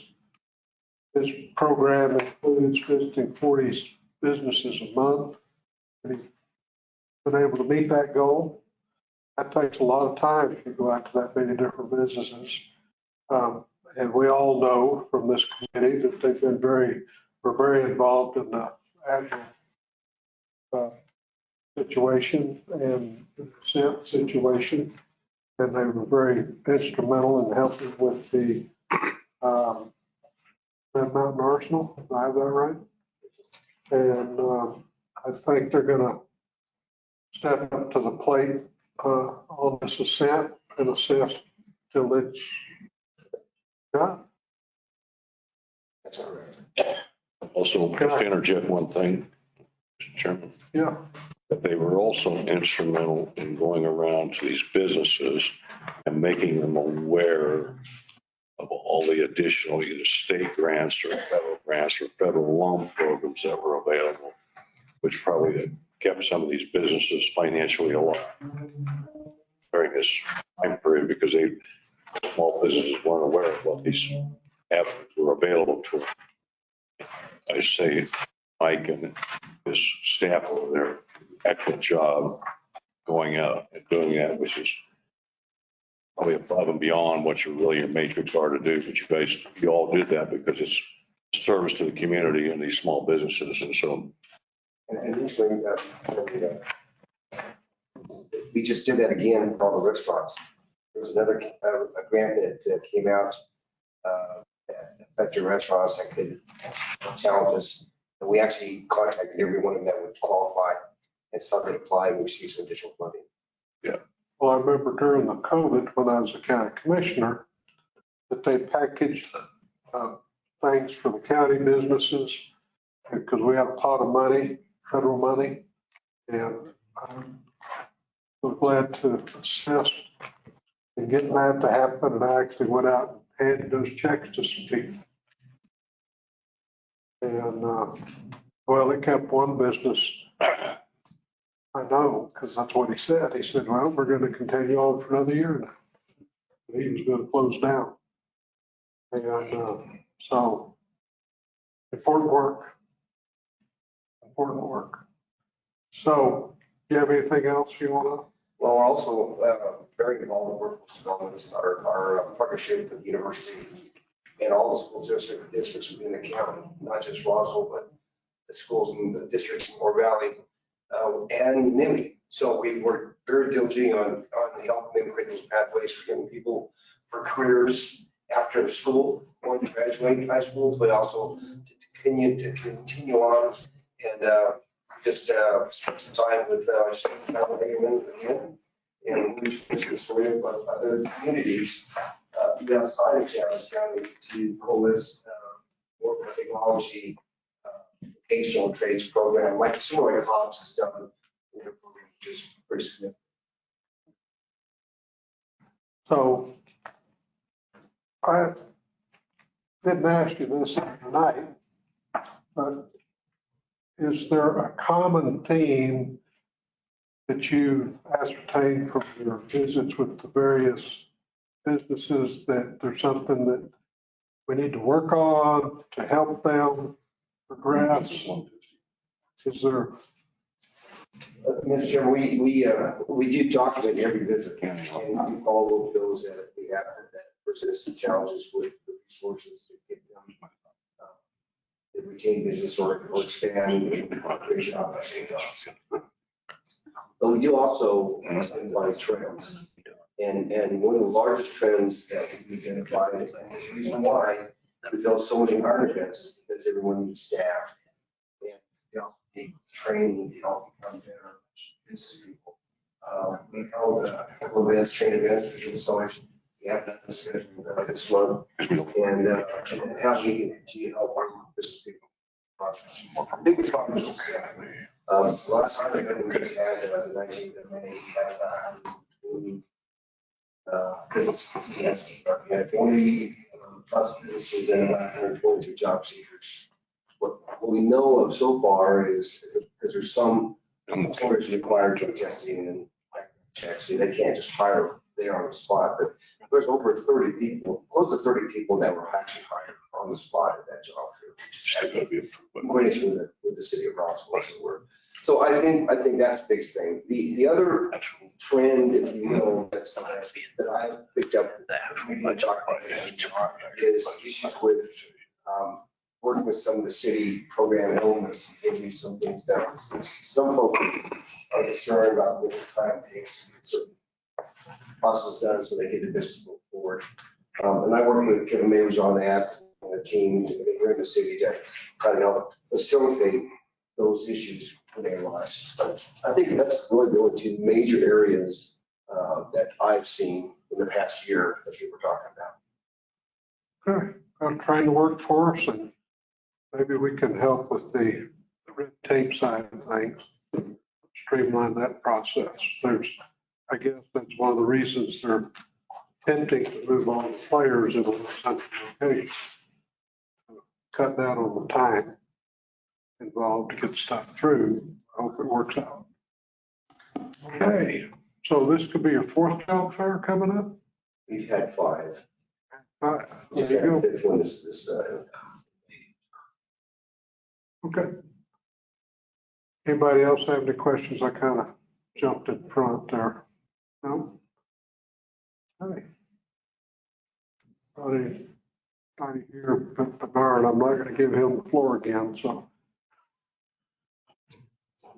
What's your pleasure, gentlemen? Go ahead. Motion. We're good because it still has to be approved by. All right. Mr. Chair, I'll make a motion to send the full city council. That's fine. To fund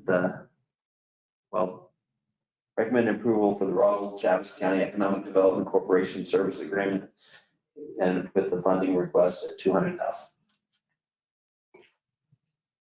I second. Well, Now you can have some wait a discussion. minute, let's back up. Let's talk about the funding amount first, Right. and then we'll do the motion for the whole thing. So you want to leave it, it's presently sitting on the table at 100,000. In preliminary budgets, it's at 100,000 for our current budget for right now, but with this one, it's. which still has to get a final budget. Well, if we ain't got that much money in the budget to be sent, we just have 34,000. 32,000. Right, but this isn't preliminary, this is for the final. So I know the county gave you 150. He's already, and their previous amount was? The county? Yeah, Previous amount was 150 for the county. yeah, but what was it before?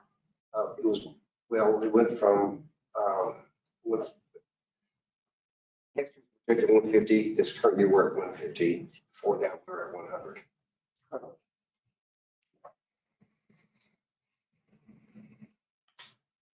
Let me ask you a question, Mike. That's okay. So we don't, on the preliminary budget, we only have 30-some thousand to work with off the preliminary budget. If we were to go to 150 for you based on the preliminary budget, and you were to come with special requests for special projects at a later date with additional costs, would that satisfy your needs over there to do what you're doing? I wouldn't be able to hire that one person because 50,000 just won't get us there. Because as you know, personal guidance, and I have forecasted a $40,000 salary. You know, it's like 52,000. Right. Okay.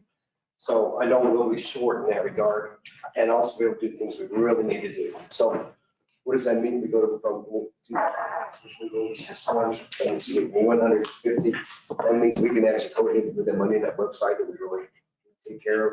We use digital marketing. We have to do it ourselves. We're not the expert in. We also, because COVID's opening up, there's some other events related to aviation that we haven't done in the past that we need to be present at, that we will be part of.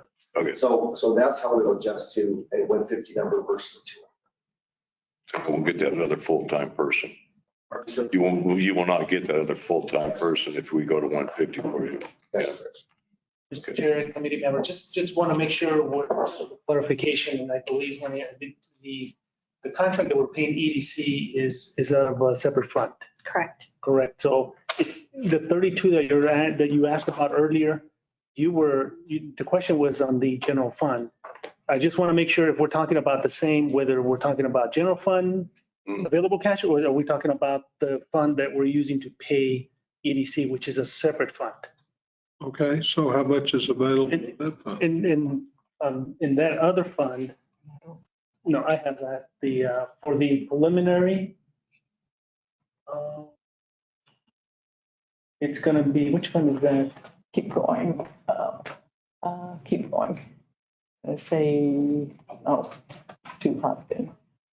It's like a 2642. Oh, this one, here, economic development? Yeah. So there's still 564 available cash. And that's with them at the 100,000. That's already in the budget. We have, as you can see in this fund here, we have $190,000. So we're expanding. Okay, so we can. So the 100,000, it's already in the budget. Right. And so if you all are asking the question as well, in that fund, is there additional funds available? That's 460. Okay. If we got the money, I'm not gonna kick, because they do. They, yes, sir. It's just what I wanted to ask. I'm 100% pro, you know that. What can we expect to see? And that's what I just need some more clarity on with that second employee. What can we expect to see from that? And that's a good question. So what I anticipated doing with that additional person is all our digital advertising marketing we've been trying to do in the house, and really, frankly, we're just not capable and qualified or have the resources to do. We have done some videos, for example. We pay for those out of our own funds. But we really need to reach consultants differently. We have this past year, we have submitted well over 20 to 30 projects, proposals, take a lot of time. And so I have one person, which is project manager. That's all she does. She does the research. She does all the analysis. I mean, all that stuff. But she also has to do all the marketing. And when you have a person that's tied, you just like one of those things, you have so many priorities, it becomes routine. So the digital marketer is about creating the space and the digital space where we can reach the world about Roswell, Chavez County, because so many people don't know who we are. We haven't done a good job of that, right? We haven't, because we haven't had the tools or talent or the resources to be able to do that. So that's what that person will be primarily doing. I anticipate that person will also be doing some other things as well. That's the main focus is pushing information out and generating leads. One of the areas that I pursued this current fiscal year is with a new lead generation company. That company has already helped us generate some very qualified leads that we probably would never have seen. And of course, that costs money. So I would anticipate putting some money to furthering that, because I only did it for 6 months. The number of leads that are generating are so significant that I need to consider doing an annual fee, which would be cheaper. So that's what I plan on doing, is really beef up our marketing efforts So we can create more leads, lead generation, bring more awareness of who you are and why we are a place for business. Absolutely. Yeah. And what we're giving right now, y'all are doing a phenomenal job with what we're giving you now. So with the significant extra, you know, I mean, that's a lot of pressure. Of course, you can only roll the dice so much and seeing what's going to happen in the year. But I just wanted to make sure that we will, you know, be expecting to, you know, see a greater response for, you know, you don't know what's going to happen, but you've explained what we can see with that new employee. So. Mr. Chairman, I want to make sure you're understanding this too. As the president of the organization, I have not accepted a raise or will I while I'm in this job. It's not about me. It's about how we can make our organization better and stronger. So we have our best foot out as far as who we are as a community to attract new opportunity. Right. I just had a client here this week, in fact, yesterday. I spent all day yesterday and day last night at the Air Center. And why is because he sees the Air Center a whole lot differently than probably a lot of us do because he is an Air Center type person. I have a company that I spoke with this week that wants to do another project at Air Center, but they don't know enough about Roswell to why do we want to be there? It's a European company, actually a German company. So my point, Mr. Chairman, Councilor, is we have so many activities opening up the surface because one project that's going to change the face of this entire state, and that's a Senate. And that's generating so much more activity that we have to stay ahead of the bubble because you know what, we can easily get swamped in and lose momentum. And that's what I'm fearful of. Yep. Good. And this will also, we're dealing with right now the funding. The manager will still sit down with negotiations, the contracts and everything, correct? Absolutely. Okay. So. Okay. So I'm comfortable with that. all right. So we've got a motion for 200,000 And a second. and a second. Any further discussion on that? Is this on sending it to council or just on The money amount. It's got to go to council. Slow down. I'm a slow learner. I'm getting old and decrepit and it just the way I work. Get the dollar amount and then figure out what you're going to do with it. Okay.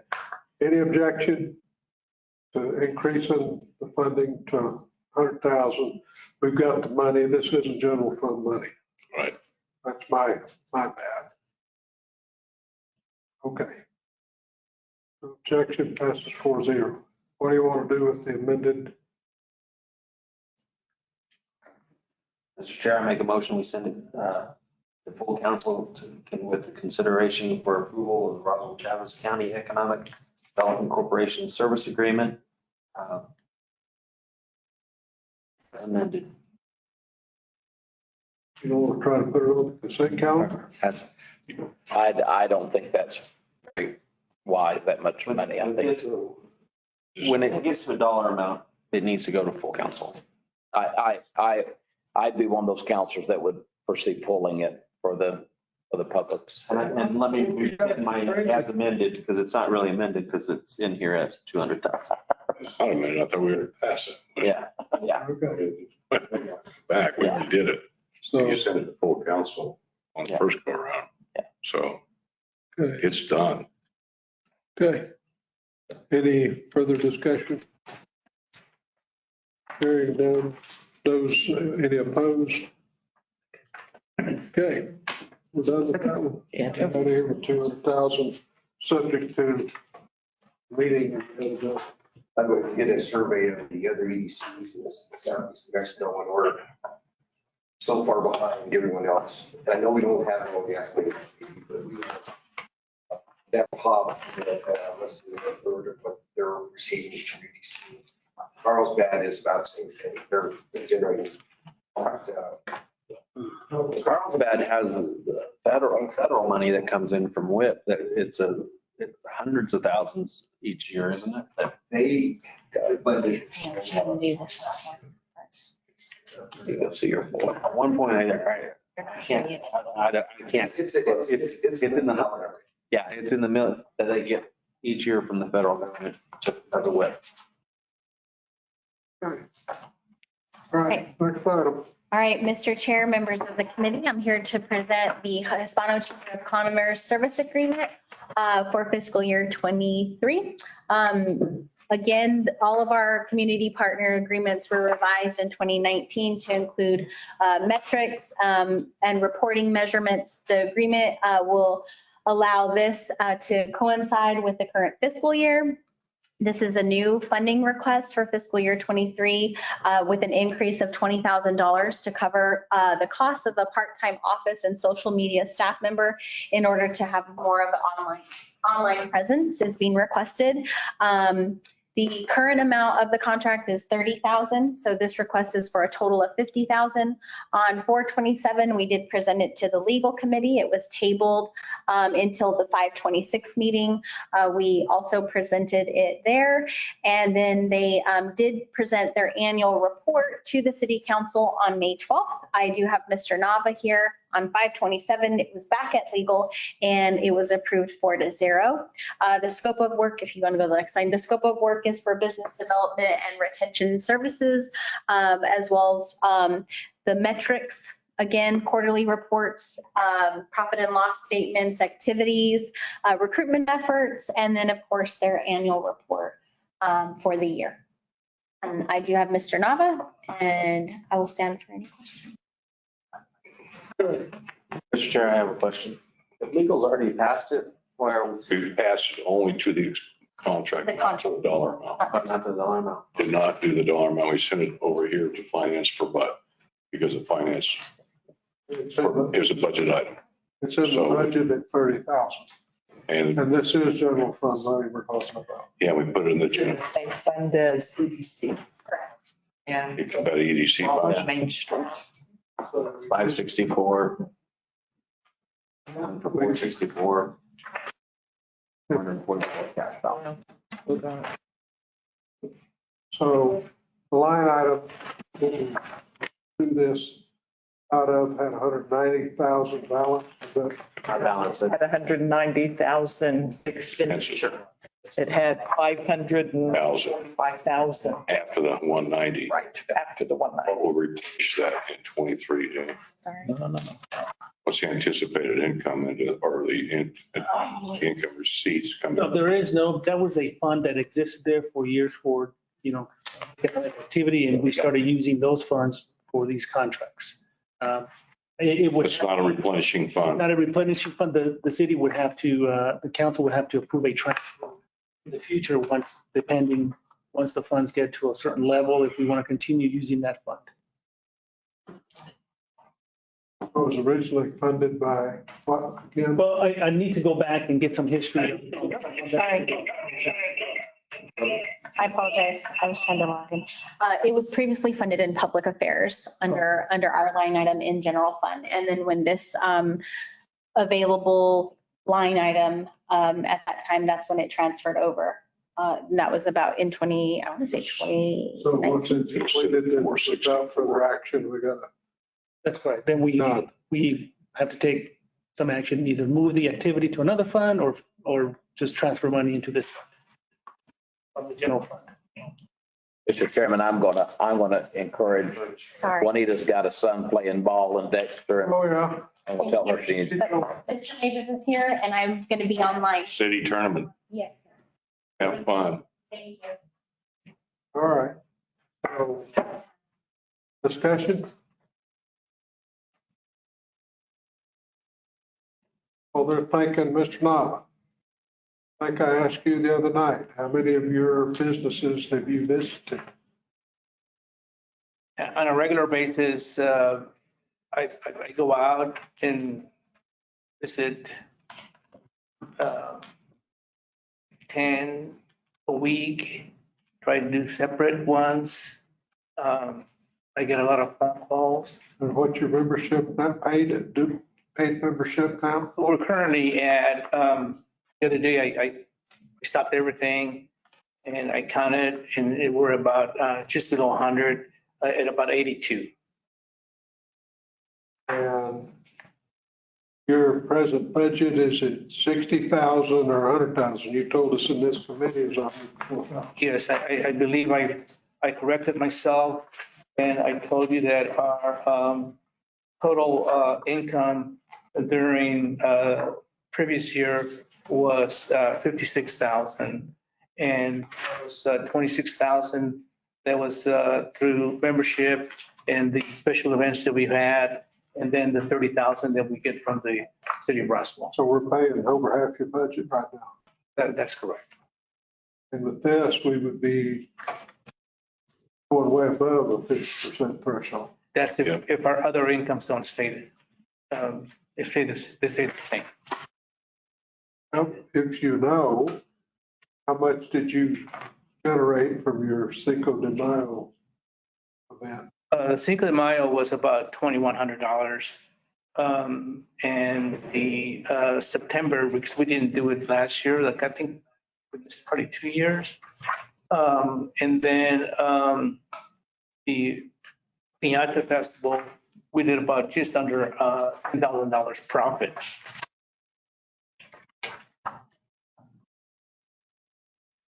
Well, I stopped by your office on my way here to do some paint business, and I still don't see hours of operation anywhere. Yes, we are working with the person that's going to help us do a sign that stipulate our hours. We'll put them up on the door. We're going to put it up on our Facebook.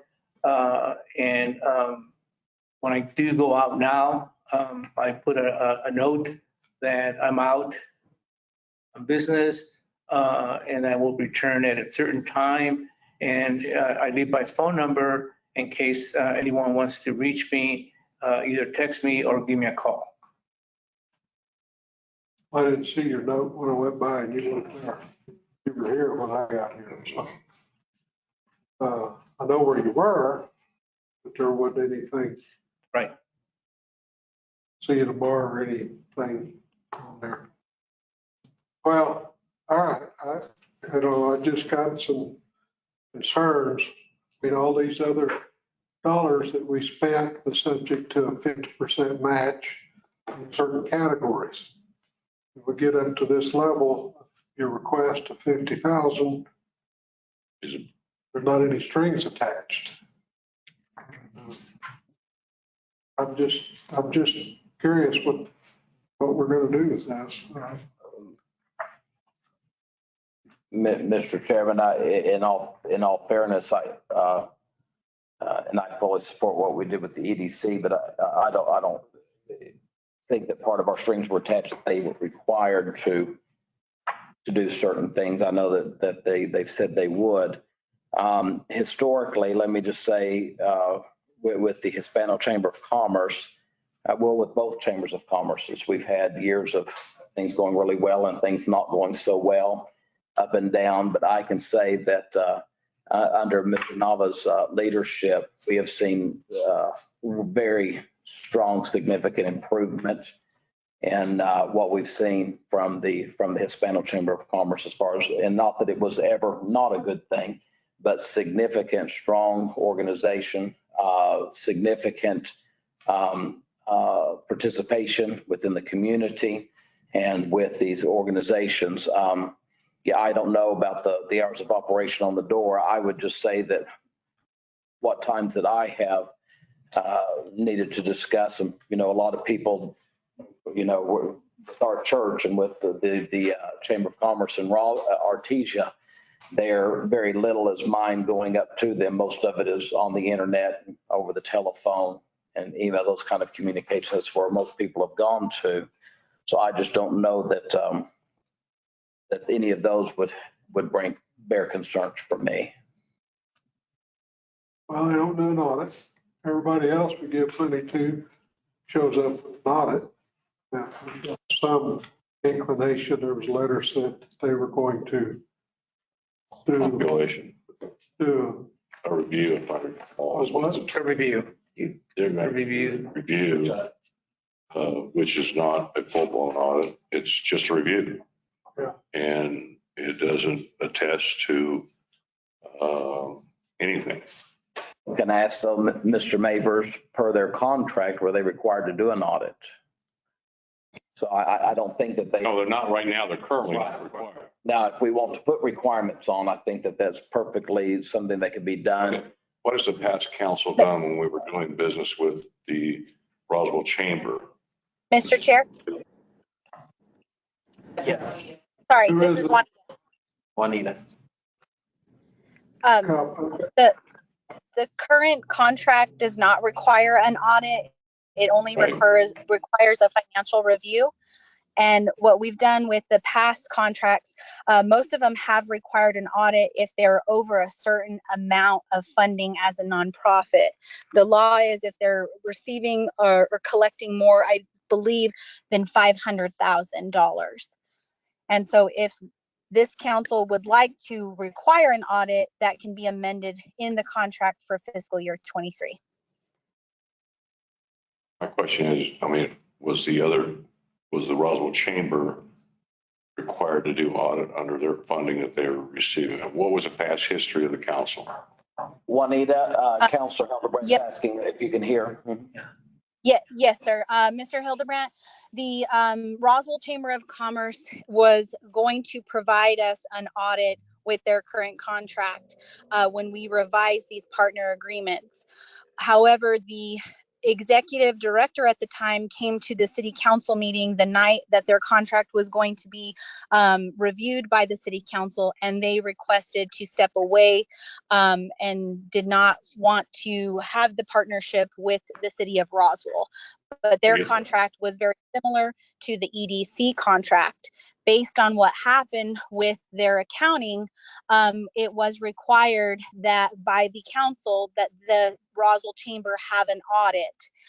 The city of Roswell paid for that audit, I believe, because of the accounting concerns that were brought to the city council's attention at that time. So were they required, or I know you say the city paid for the audit. Were they required to have an audit? Where with the county? I guess that's yes, the question prior to, even though the city paid for it. And what was the amount of that funding level? I'm just trying to get history. Sure. For the Roswell Chamber, I believe it was $68,000. I can go back and look, or 74,000. It might have been 74. I can't remember off the top of my head. I apologize for that. No problem. I'm just trying to get history here to how the council has operated in the past, and do you apply the same in the future, or the present and the future? So, okay. I have a question, and I brought it to your attention before, Mr. Nava, of the funding that you receive for the scholarships and the commingling of those funds. And so that we don't get into this anti-donation issue with, if you've been commingling those funds, we got a problem. Even though it's only $1,000, if you've been taking the city funds and putting it into your operating account, taking those and writing the checks to those recipients of your scholarships, you're in violation. So what assurances are we've got here that we're not going to be in violation, even though it's a small amount? Rules are rules. I don't make them. And so that concerns me, that everybody abides by the same set of rules. Right. The only thing I can tell you about that is that the awareness of your concern and the legality of it is important. We want to follow all the rules and the procedures. We do. You mentioned, I think you mentioned the other day that we only have one account, and I meant to correct you. We have two accounts. You do have two accounts? Yes, sir. We have one account at the First American Bank, and then the other account we have at Wells Fargo. When I receive the funding from the city, I always check, and I know the answer, but I always check with my with our treasurer. I ask him, "What do you want me to deposit it?" And all of the city funding has been deposited at First American Bank. Yeah. And then the other funding, the other Piñata, Cinco de Mayo, donations, other funds that come in, go into the Wells Fargo Bank. Okay. And as long as you're making that disbursement for those scholarships out of that account, that's okay. Just not making it out of the funding account that you receive from the city. So you have that assurance that that's taking place. The other one is, you say your membership count is at 82. Is that an increase from the previous year or a decrease from the previous year? We've had probably about the same, but when I took over, I had a list of about maybe 300. And many were dormant. And it's always been my thinking, my personality to be easy to try and build a relationship back. And I was able to salvage some of that. But during the years, we cleaned up. And then we were making headway, and I can't tell you exactly how many I had at that point. Right. But COVID didn't help us. No. And COVID hasn't helped us to gain some of those that we lost. So when we decided that we're going to clean, if not maybes, they haven't been active. Now we're going to just stop count. And that's what I was able to give you the 82 members. Okay. Well, I'm just getting ready to do a calculation here, but, and I'm not being critical, I'm being aware. Just so you know, Mr. Nava. But the city, up your 22 budget, we're 63% of his income. And it's almost in, well, why doesn't this become just a function of the city? Funding it all. And I am saying, or would be more concerned or more, I would feel a lot better if the city was not funding 63% of their budget.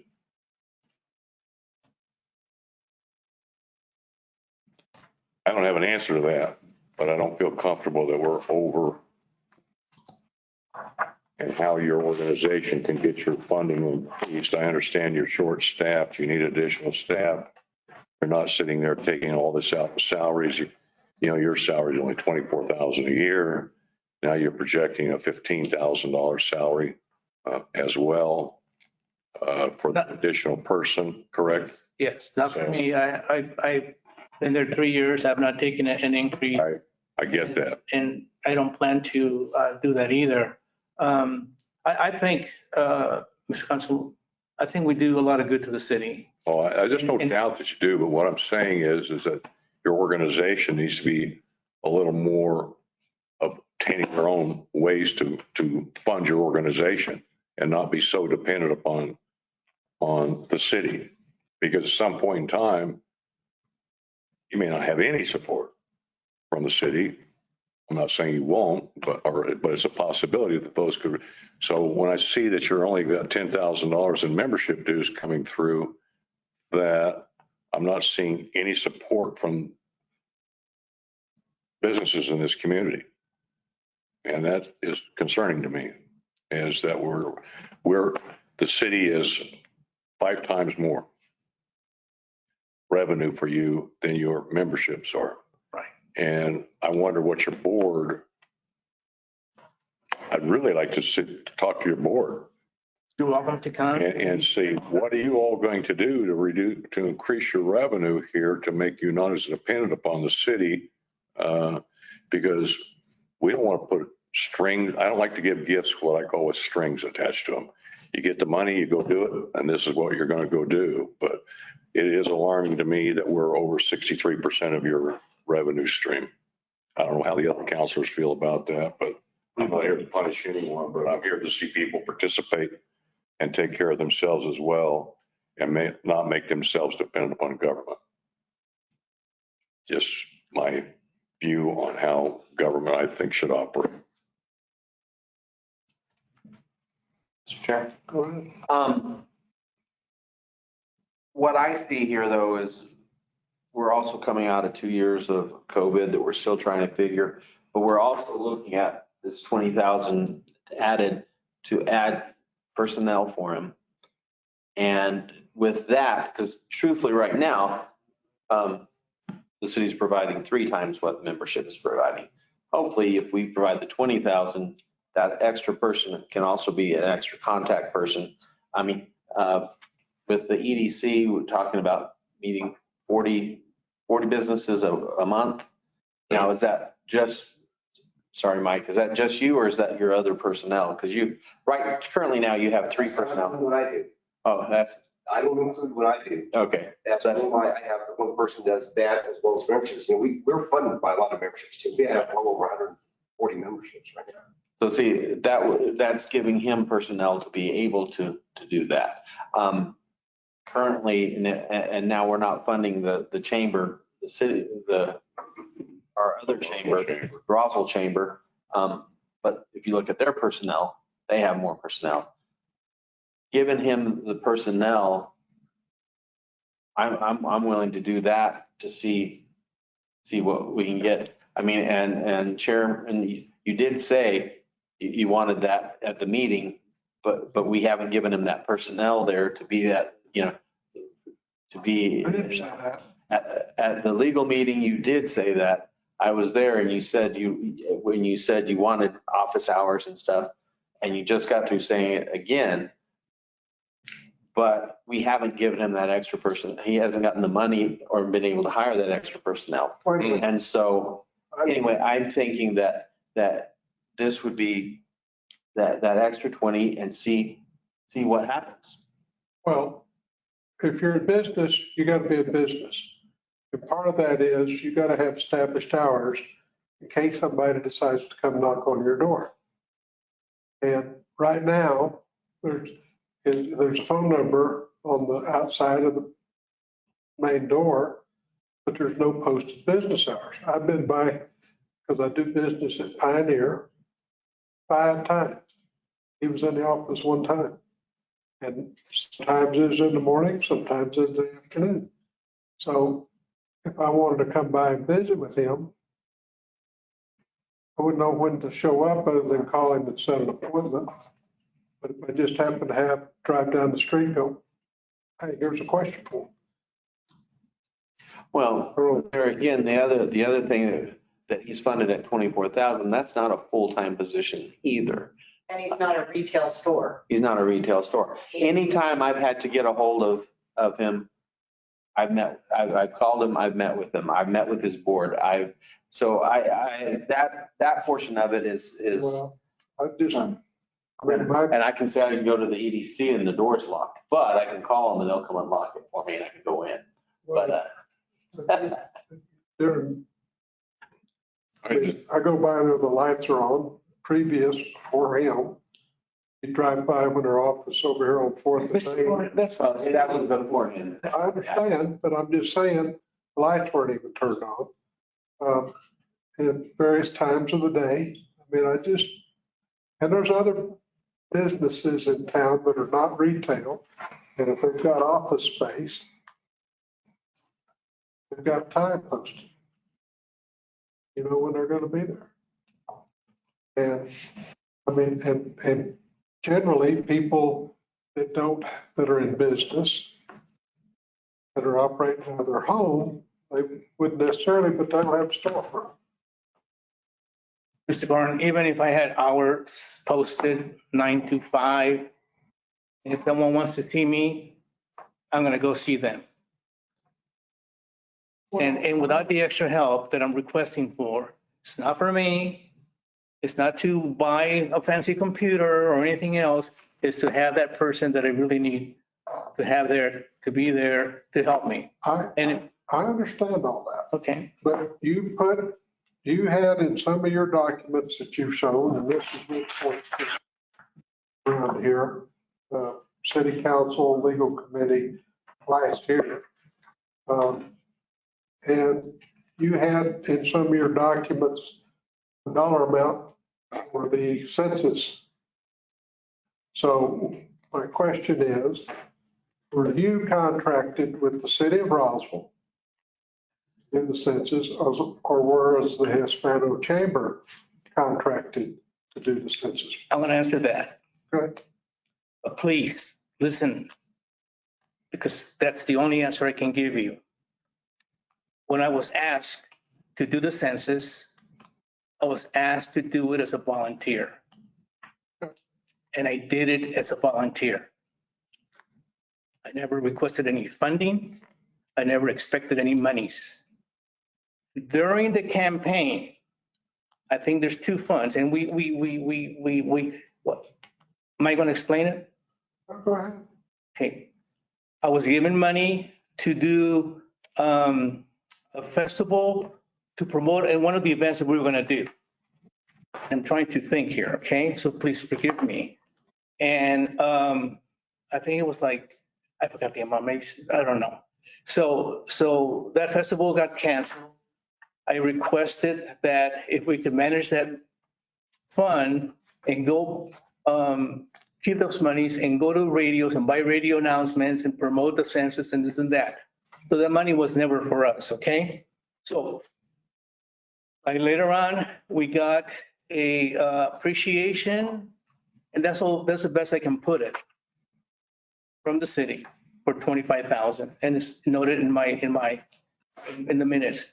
But please understand that I never, ever got contracted. I never requested any funding or anything like that. I did it as a volunteer, and the board allowed me to do that. And I gotta tell you, even if it was $25,000, if you were gonna pay me $25,000, it wasn't enough. It was an astronomical amount of time that I spent on the census. Well, you say that, but then you put it on my face. So I'm sorry. Bob, I'm trying to learn something here. Well, and I know how the county did it because I was county commissioner.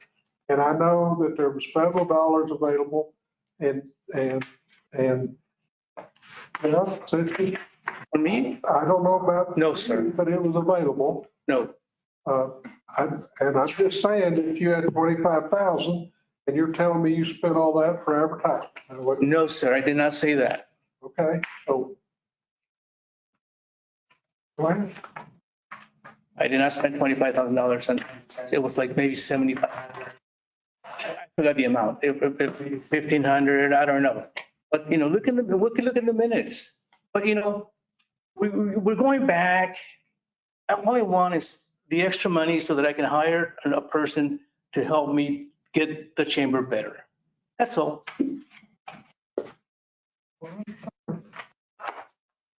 I understand. And, I mean, this is not my first dealing. Before you came with this. Sir, what happened before has nothing to do with me. Please. It's still the same organization. No, sir. No, Mr. Chairman, I have to say it's not the same organization. And I'm not here to get into a grumbling fight of anything, but I have to say that this is not the same organization. I assure you of that. It may have the same name, but I assure you this is not the same organization. The only other thing, Mr. Chairman, because we need to move along, it seems like we're at a dead hold of where we're all going to maybe stand on this, but the only other thing I would say is we need to be very careful. And it was brought up, I can't remember who brought it up. One of us brought it up, wasn't me though, but about the concerns of a 60% position. We have at least a 60% position on other entities, like I believe Main Street Roswell may be roughly in that area if we do their abilities, which is to help them to be allowable to be able to have an appropriate or an employee that has the education to be able or the abilities to do the things that they need to do. I think that for the very concerns that are being brought to Mr. Nava's attention for things that maybe they are doing or are not doing are the very things that he's trying to correct with the other extra money. I have no qualms whatsoever with giving Mr. Nava the opportunity to prove to this committee and prove to this council that with the extra monies that he can better this organization. All right, Mr. Chairman. Again, I'll go back to my concern that the majority of the funding is coming from the city. I would like to see some kind of metrics that ties our funding to getting him to get his membership funding up as well. Again, it's not the function of government for everything. I agree with you on that. And so I don't know what that formula is, but when we're going to be funding 60-some% of his total revenue, there needs to be some more skin in the game by others as well. And so I don't know how to tie that, Mr. Nava, but because I asked you the other day at a council meeting about your education for your members on finances and those things. But Councilor Perry, I got to tie this to something because I want to see more participation economically by the members of their group. So, I'm prepared to raise the funding, but they're going to have to match it. And if they don't match it, the money comes back. So just to some degree, just a suggestion that may be able to help this through, just like with the EDC and my questions that came with the EDC. We're approving funding, but there's still a contract negotiation that's going to take place between the EDC and our city manager, since we are a mayor, council, manager form of government. The same will take place with the Chamber of Commerce, with Main Street Roswell, with any other of these organizations. So I think that making those concerns known to Joe and duly noted, Mike's making these, that our manager can look at those matrices. I want to know what those matrices are before I approve the dollar amount, so that we're know what those matrices are, so that Mr. Nava knows what those matrices are, the Hispano Chamber knows what those matrices are. That's transparency. I'm sorry, but I believe in total, that's transparent to our constituents of what we're doing here. And so when we approve it and don't know what those matrices are, that is not transparent to me. I'm not being argumentative, Mr. Councilor Perry. I am a very transparent individual. And that's what our responsibilities are to the citizens of this community. Not taken that way. I'm just saying there are. I'm okay with what you're saying about having the city manager negotiate something, but I want to know what those are. And I don't know. Well, my statement though would be, I don't see how you even negotiate it to the point where if they don't get to this level, then funding's coming back. I would say if we don't see something different, we know we're at 82 right now. When we, I'm looking at the numbers. I don't care what the numbers are. But what I'm saying is next year when it comes up, we'll look at that funding and see if they've reached it. I don't see us awarding something and then saying, okay, well, but if you don't get to what something. You've done that with Main Street Roswell.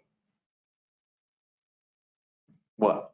You gave them an additional 20 if they hired somebody. But we didn't say that if they didn't meet something, we're taking money back. Well, but they would never receive. I'm just trying to play by. No. They did not receive the money until they have that hired employee. Once that hired employee was in place, then they got the money. So it wasn't to bring money back. Yeah. It was here's the money. It's ready for you to get that person hired. Right. And do it with this one. Make the same contract. Well, but I'd like to see them have some more participation in the fundraising side of their organization. And that could be a goal for when they come before us next year. But being what I'm less saying, dependent upon us for funding and be more dependent upon yourselves for funding. I agree with that. And all I can tell you now is that if I don't have the extra help funding, it's going to be the same thing. I can't do any more. Why don't you one person? I cannot do any more. I get that. I get that. So I guess what does your board come up with as solutions internally if there's no money, additional funding, or your funding stays at the level it's at? Are your members of your board satisfied with the way things are being operated? Well, the board works as hard as they can. We don't have attorneys. We don't have doctors. We don't have big owners. They're working people. I get it. And I get as much as I can get out of them. I try to maximize every minute that they give me to help. Sometimes it's just being a chair and taking care of one activity in an event, and I'm happy with that. But as we grow and we bring in other members, other businesses, and then I can start building those relationships. That's my strength, building relationships. Not everyone loves me, but most people that I talk to, I get to work with and get help out of them and make good relations. I want to see you grow. I want your organization to grow. I really do. And I'm willing to do some funding increase, but don't come back next year and ask us to be 60-some% of your funding. I'll just say that right now. That will give you an opportunity, but I'm not going to give you a second opportunity if you haven't moved the needle on your side of the table. I don't think that's an unfair request. And if you think it's unfair, I'm sorry, but I'm trying to get people.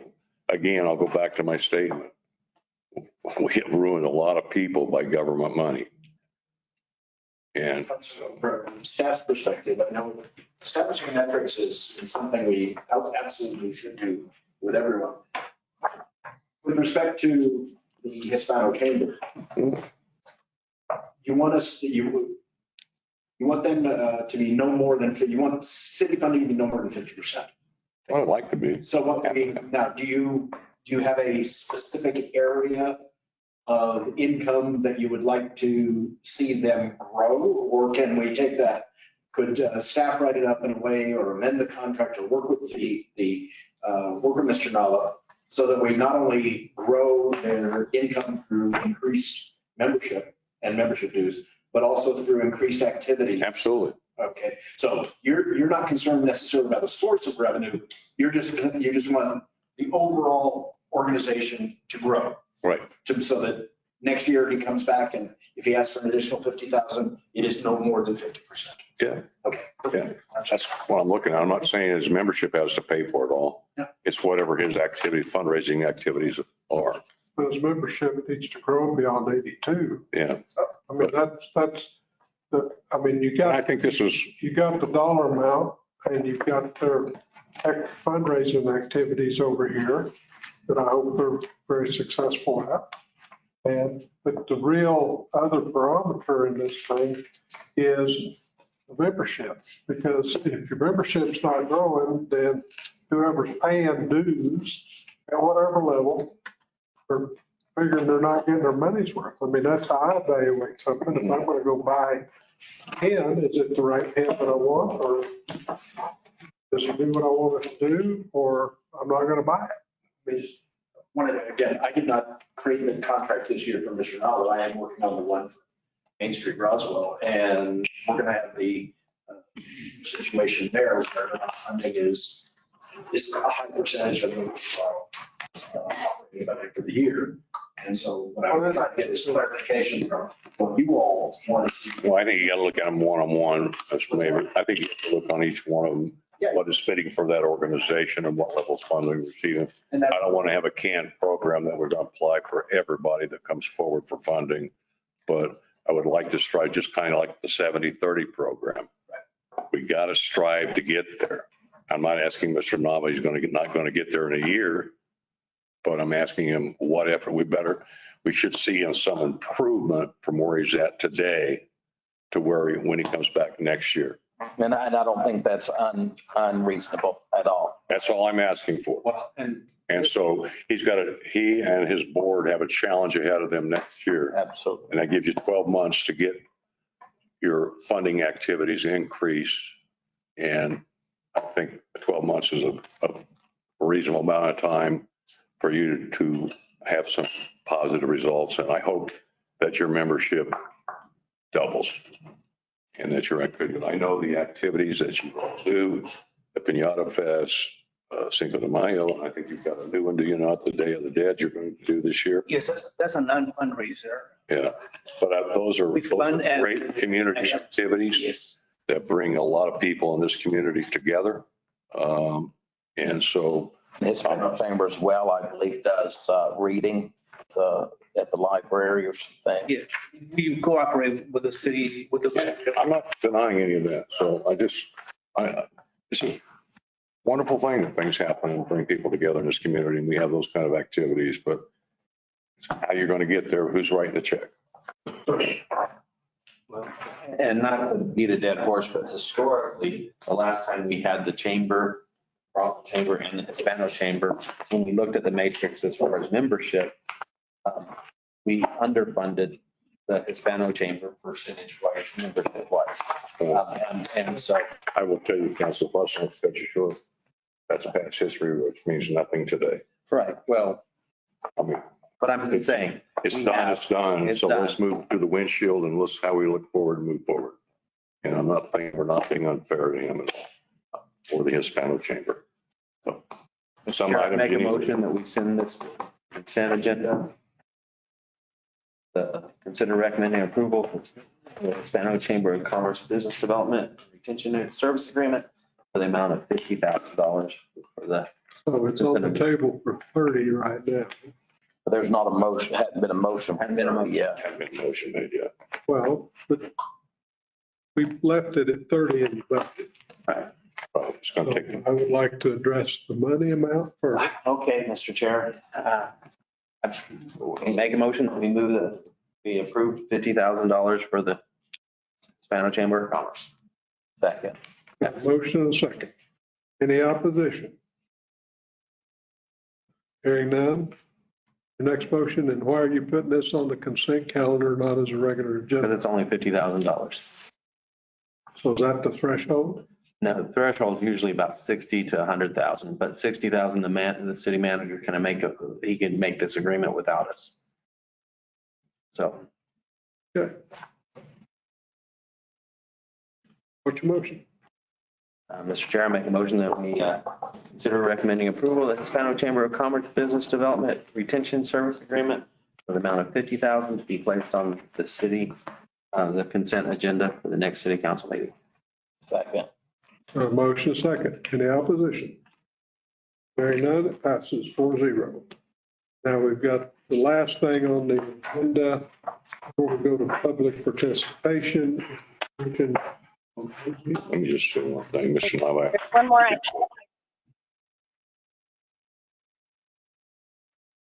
I wish you success on building up your revenue side of things. We don't have to have a tough discussion next year. Okay. Next item, the funding for this Commission on Aging Senior Tips Flyer. Which is for 3120, looks like. Yeah. And this is the proposed flyer, I assume. I saw that and I don't know whether that was, it's a one-time or. Can you all hear me? Yeah. Yes.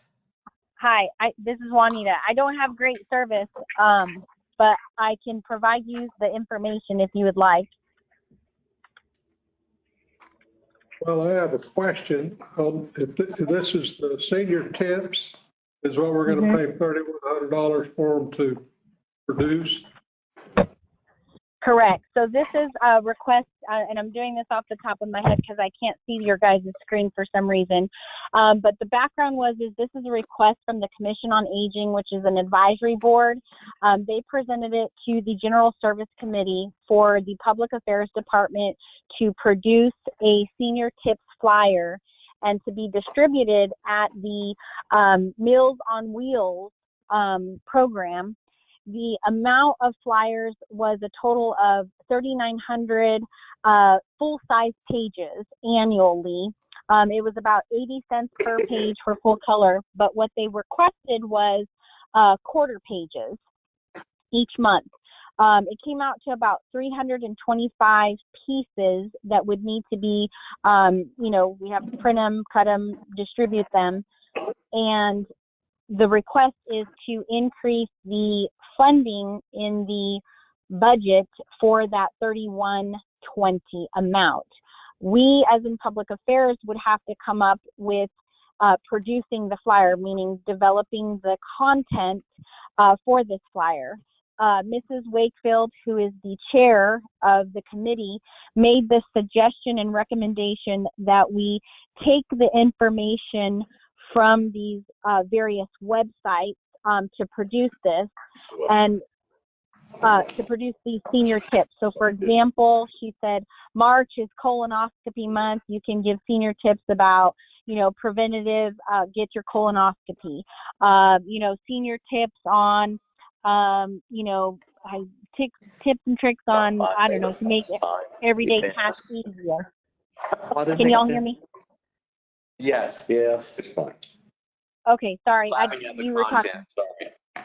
Yes, so those are kind of the just off the top of my head, those are kind of the things that they had suggested. So we're here to present this for them. We will figure it out. They've requested it to be done monthly, and so the action is for the Finance Committee to approve the funding request in the amount of $3,120 to increase the Public Affairs Department line item in order to complete this project. Mr. Chairman, if I may, Juanita, Yes. Meals on Wheels, are they county-wide or are they just city-wide? That is a good question that I do not know the answer of. I know that was the suggested program. It would be going through the Joy Center is what they expressed. And we would produce the flyer. They even said they could come pick it up for us. So, Mr. Chairman, I guess with that, you're probably thinking the same thing I am. There may be a good thing to make a partnership with the county and some of this to sort of ensure that, because a lot of this will be going in the county as well. But that may not have been what you were thinking, but that was what I was thinking. No, the Joy Center is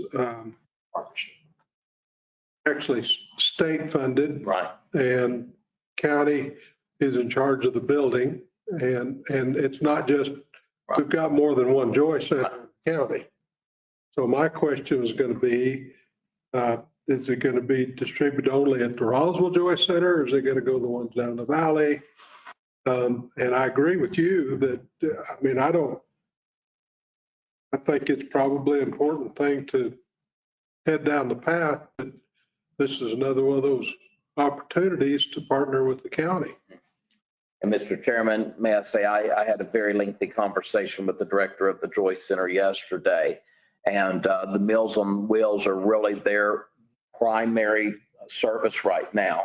Seniors have not gotten in that comfort zone of coming back and sitting and chatting and crocheting and playing bingo and those kind of things. So primarily, this is the outreach. And from what I understand, the Meals on Wheels have significantly increased because of COVID. So I think this is a worthwhile thing, but maybe a good idea, maybe do some partnership with the county. Some of this. Just a thought. That's all it is.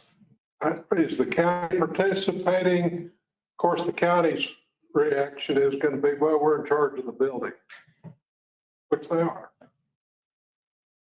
Well, Mr. Chairman, I have very little information. I just sat through the presentation as they were presenting this topic. It was a city commission on aging appointed by the mayor.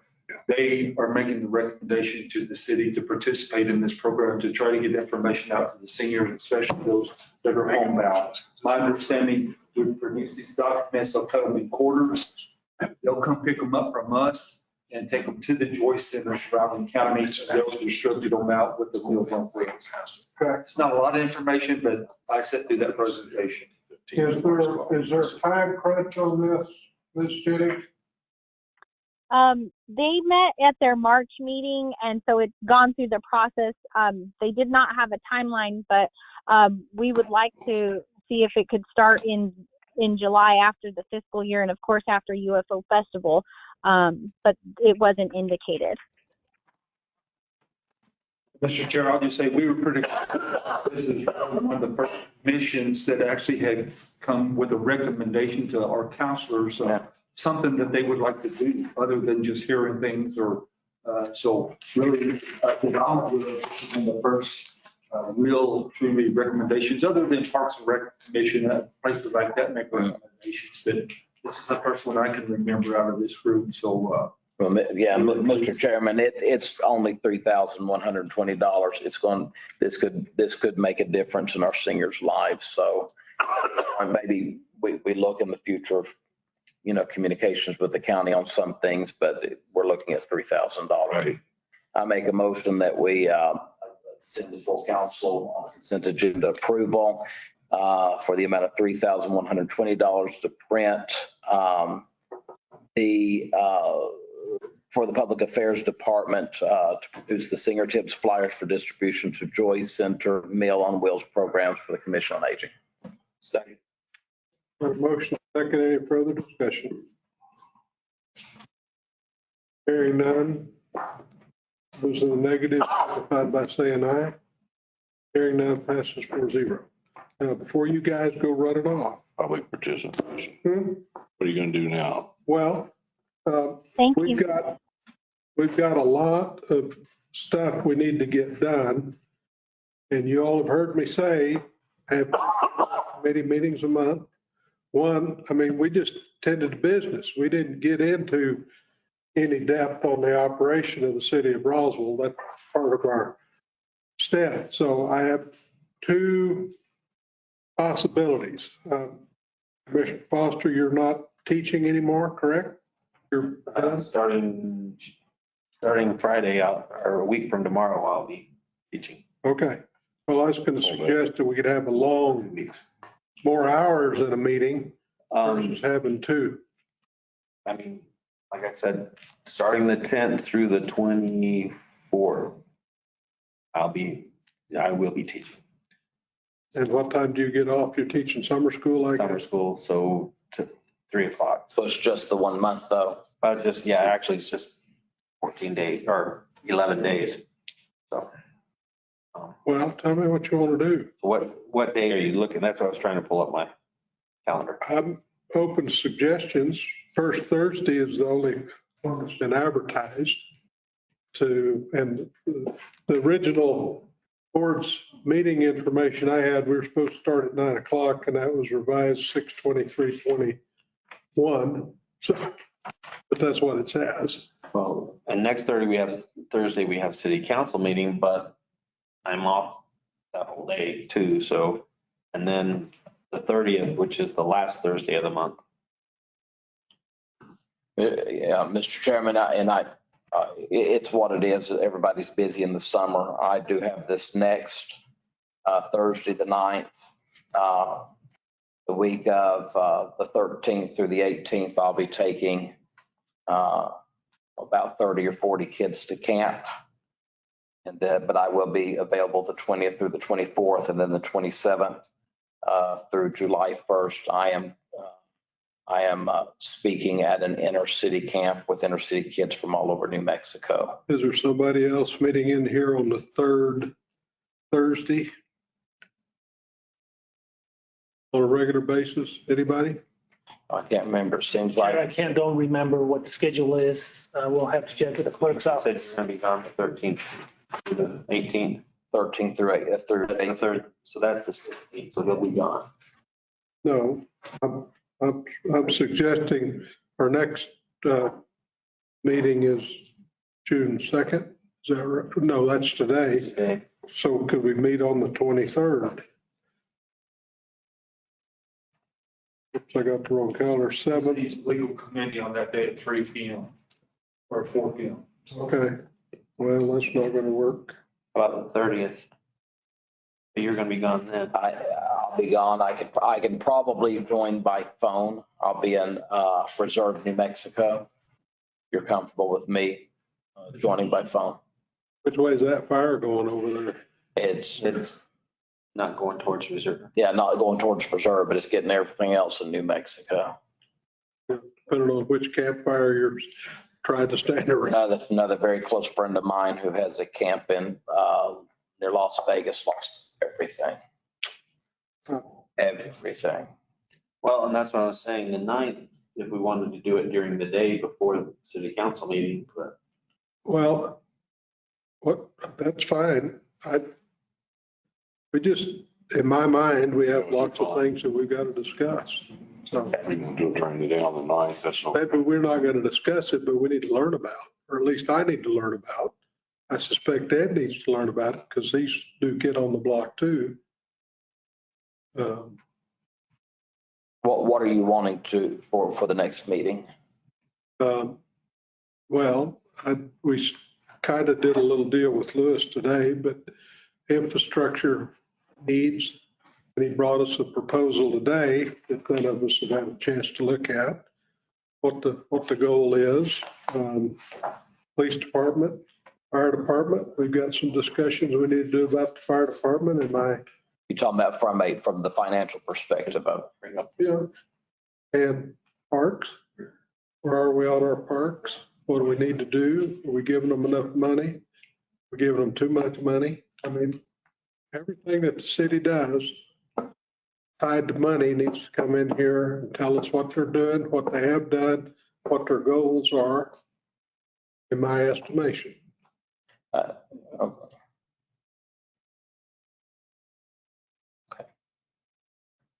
just think that sooner or later, we're going to need to address the governing rules of order, because currently the governing rules of order splits that up in 5 committees where everything doesn't come to finance committee.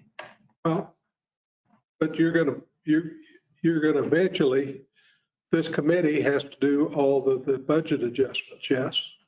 No. That's what I've been led to believe. So yeah, all budget adjustments. So I want to be better educated when those items come in here.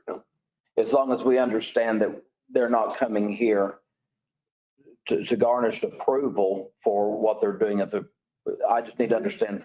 I didn't say that. I said. I didn't say you did say that, Mr. Chairman. I'm just getting clarification. Trying to get a feel for what we're spending the taxpayer money on. And I'm going to depend on you, Chair of Infrastructure, to bring me the plan, because you're going to want money for that plan, are you not? At some point, somebody's going to want money for that plan to finish up the streets. What are we going to do about the water and the sewer? I mean, what's our need we just opened a new cell at the landfill. Okay. We just spent a bunch of money out at the wastewater treatment plant. Is that just a get by deal, or is that a long-term deal? We're not going to have to spend more money out there for the next 10 years. And those things historically have been dealt with in great detail in those committees. And the other counselors who desire to learn those things before they get to council do like what Councilor Corn's doing. Here, if you will come. No, I'm not being argumentative. I'm just trying to, like you and I had in our conversation, learning each other and what we need. And if you need this, you're the chairman. I'm more than willing to do that. Okay. Well, that's what we're going to do. So that's what my understanding, my question is just this resolution is $3,100 was already passed by General Services. I didn't ask for it. Well, but if there's an understanding from staff, from you that you think every dollar amount has to come through here, maybe that's why it was placed in here. But those are the things that truthfully don't have to. Well, if this committee, and correct me if I'm wrong, is responsible for the budget, correct? Is that what we do? And if I've got 4 other committees that are spending hundreds of thousands of dollars, then the budget goes to heck in a handbasket if we don't plan properly for it. And the way you plan properly for it is you have to have a basis for making decisions. I'm not going to take over the work of the other 4 committees. I'm on one of those legal. Legal, I don't think spends a lot of money. They go through the contracts and stuff and they send it over here. I mean, that's the way we've done it since I've been here, which admittedly is a very short period of time. I'm not going to second guess the present situation, but I'm not comfortable giving 4 other committees the checkbook when this committee is the one that's responsible for knowing kind of how all this is going to work. So Mr. Chair, may I ask the former chair of finance? When legal passed the EDC last year, did it come to finance? Or did it go to full council? I can't remember. Yeah, lots happened between now and. there's a man, ask him, he's still here. He didn't leave quick enough. Do you remember? Did it go to? I'm thinking it did. It's Dawn. I didn't mention it earlier. But I know it was legal first though. I guess maybe the best thing in the future is that we just go to two committees, just finance and legal, because I don't want, I'm going to put any amount of time into something, absolutely, and I put my time in, and I'm not whining about it at all, but I don't want to hear the same presentation at three different meetings. It gets good. For instance, we had some confusion because we had, what was it that just came before infrastructure, and then we also heard it, they heard it as well over in general services, was the Chisholm Park. And there was a lot of confusion with that because you had an approval out of one and then the other didn't know, well, if it's already been approved, what are we doing? So if from infrastructure, if we're making an approval of something, are we really making an approval of something, or are we just making a recommendation to the finance committee? And if that's the case, we need to just get rid of the infrastructure committee and go to finance where it's going to be determined. That's where I'm just trying to understand. May I interject there? Yeah. I think what I'm hearing from both sides is you have 5 people with a checkbook. But one person's responsible for the checkbook, which is this committee. 10 people are the council's. Well, I'm talking about committees. I'm not saying individual. I'm talking about committees that are responsible, can draw on the checkbook. And so when somebody overdraws, guess what we got to do? A transfer. And I think what Councilor Corn is saying is let's slow down the transfer, putting some restriction on somebody, one committee overspending. But I'm going to tell you what, once we set the budget, you better come, I think, through this committee when you ask for something, you better have a dang good reason why you overspent. I think you're requesting to overspend. And I think that what I'm saying by that is, regardless if it's this committee hearing it, we're not making any decisions. We're really not. This committee has not been given the ability to approve a budget. We have the ability to recommend to council to approve a budget. So whether that recommendation comes from public safety and it's money for tasers, or that recommendation comes from infrastructure and a water related project, or it comes from general services for whatever that may be, in the end, all any of these committees are doing, there's not a higher committee and a lower committee. They're all just committees that are making recommendation to full council, where each of us stand as individuals that are all co-equal at the end of the day. And I think that's what I'm getting at. And if there's a better way of doing that, I'm not against that. I'm just sitting in the fog a little bit because I've been used to committees. You think you're sitting? I get it. I'm not arguing or being fighting with you. What's your statement about fog that you always say? If there's a mist in the pulpit, there's a fog in the pew. And so I get it. And I'm not trying to be overbearing, and I hope I come across that way. We're just taking 12 years of understanding, or 10 years or whatever that is, and trying to learn the adjustments of what now is being created. I'm still figuring out how this up. I mean, I've been under state and the county, now I'm here, and everybody's got their own little twist, but I don't have enough information at this juncture to make really rational decisions. I don't. I'll just tell you. I know that the general fund and these other various funds, most of Lewis's is small. The part that we have to pay is a small amount because it's usually matched with grants and stuff. I've been told we don't have a grant writer in the city of Roswell. There are tons of grants out there from the federal level and the state. You We've been know, asking one for over 10 years and haven't got. well, All these departments write their own grants. But we do have, Mr. Chair, committee members, councilors, I mean, we do have a grants projects coordinator. You know, I think there's a lot of, you know, when you talk about grant writing, that is a different animal to some extent than a grant projects coordinator. We have a person who is also in training to also be able to submit applications and grant writing. It's really an art different, I mean, because they're all depending on the funding agency. So we're working towards that goal of having that ability, and depending on the department, sometimes they have the ability within their own staff to submit their applications. see, that shows my ignorance. Because I don't understand how all this system works. And that's the reason why I'm going to drag all these people in here. And yeah, it's going to cost a lot of money because they're going to be sitting in here instead of whatever their job is. But I think we can figure out some change may be needed, no change needed. I don't know. I can't make that decision right now. I don't have enough information. And so we're going to have some meetings in here. And so you all want to try the first one on the 9th? Is that what I heard you say? That's sufficient to get the legal requirements met? Is it for this will be for a special finance committee meeting? Yep.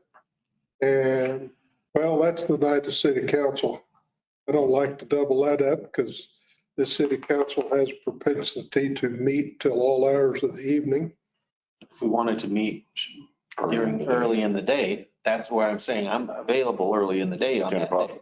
10 o'clock. 10 o'clock. 10 o'clock? Okay. And I'm going to see you for lunch if it goes that long.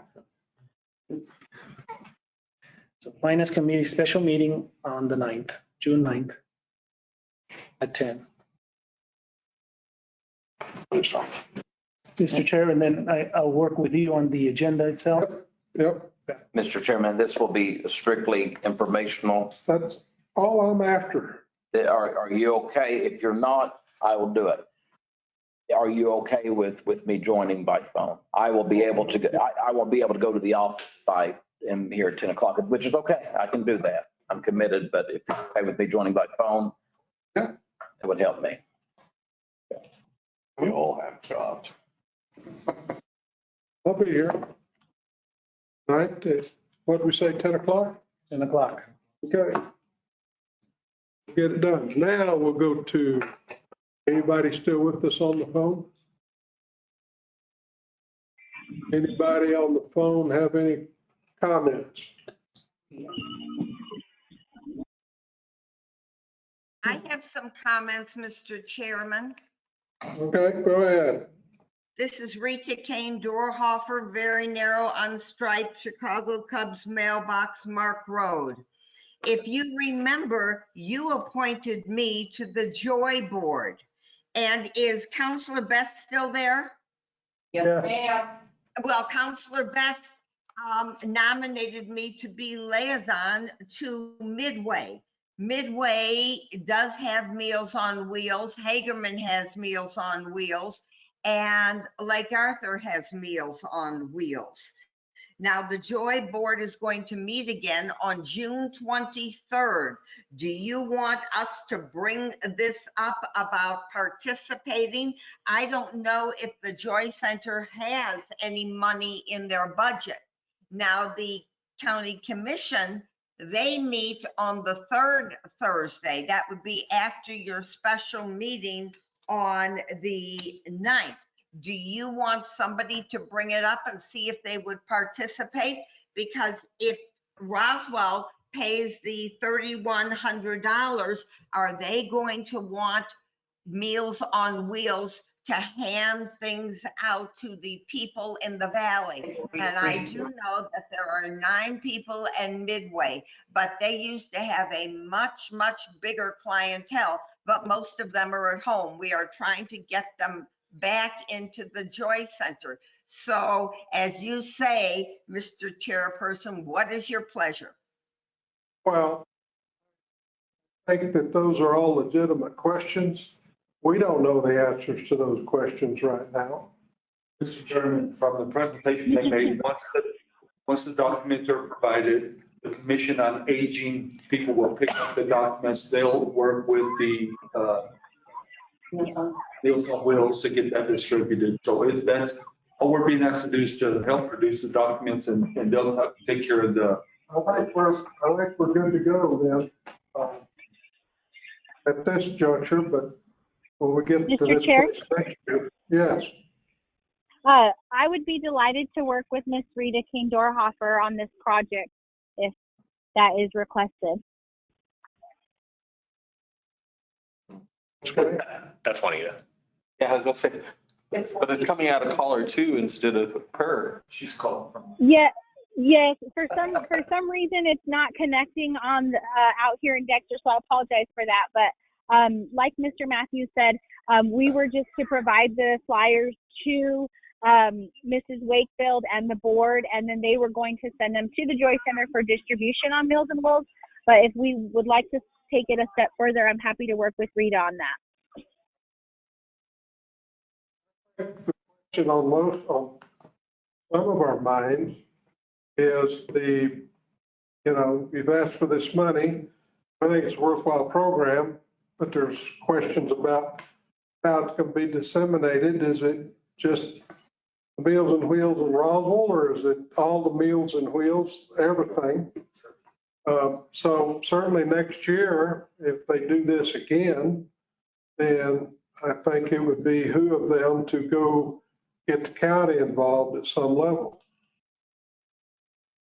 But we've already approved the money. We're going to do it. We don't even know what the product's going to look like yet. That's what. I mean, this taking a poke in my mind.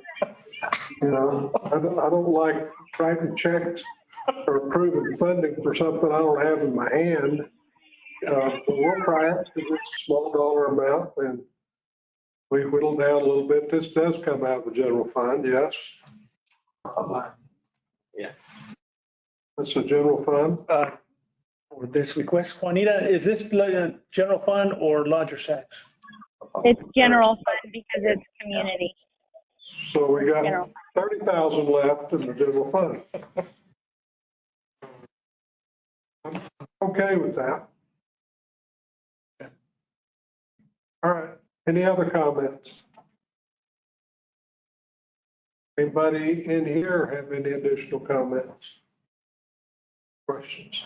Okay. I guess we're adjourned until 9 o'clock on the 9th. 10 o'clock on the night. 10 o'clock on the. You come home at 9 o'clock. I get numbers, I don't know. Don't tell me that.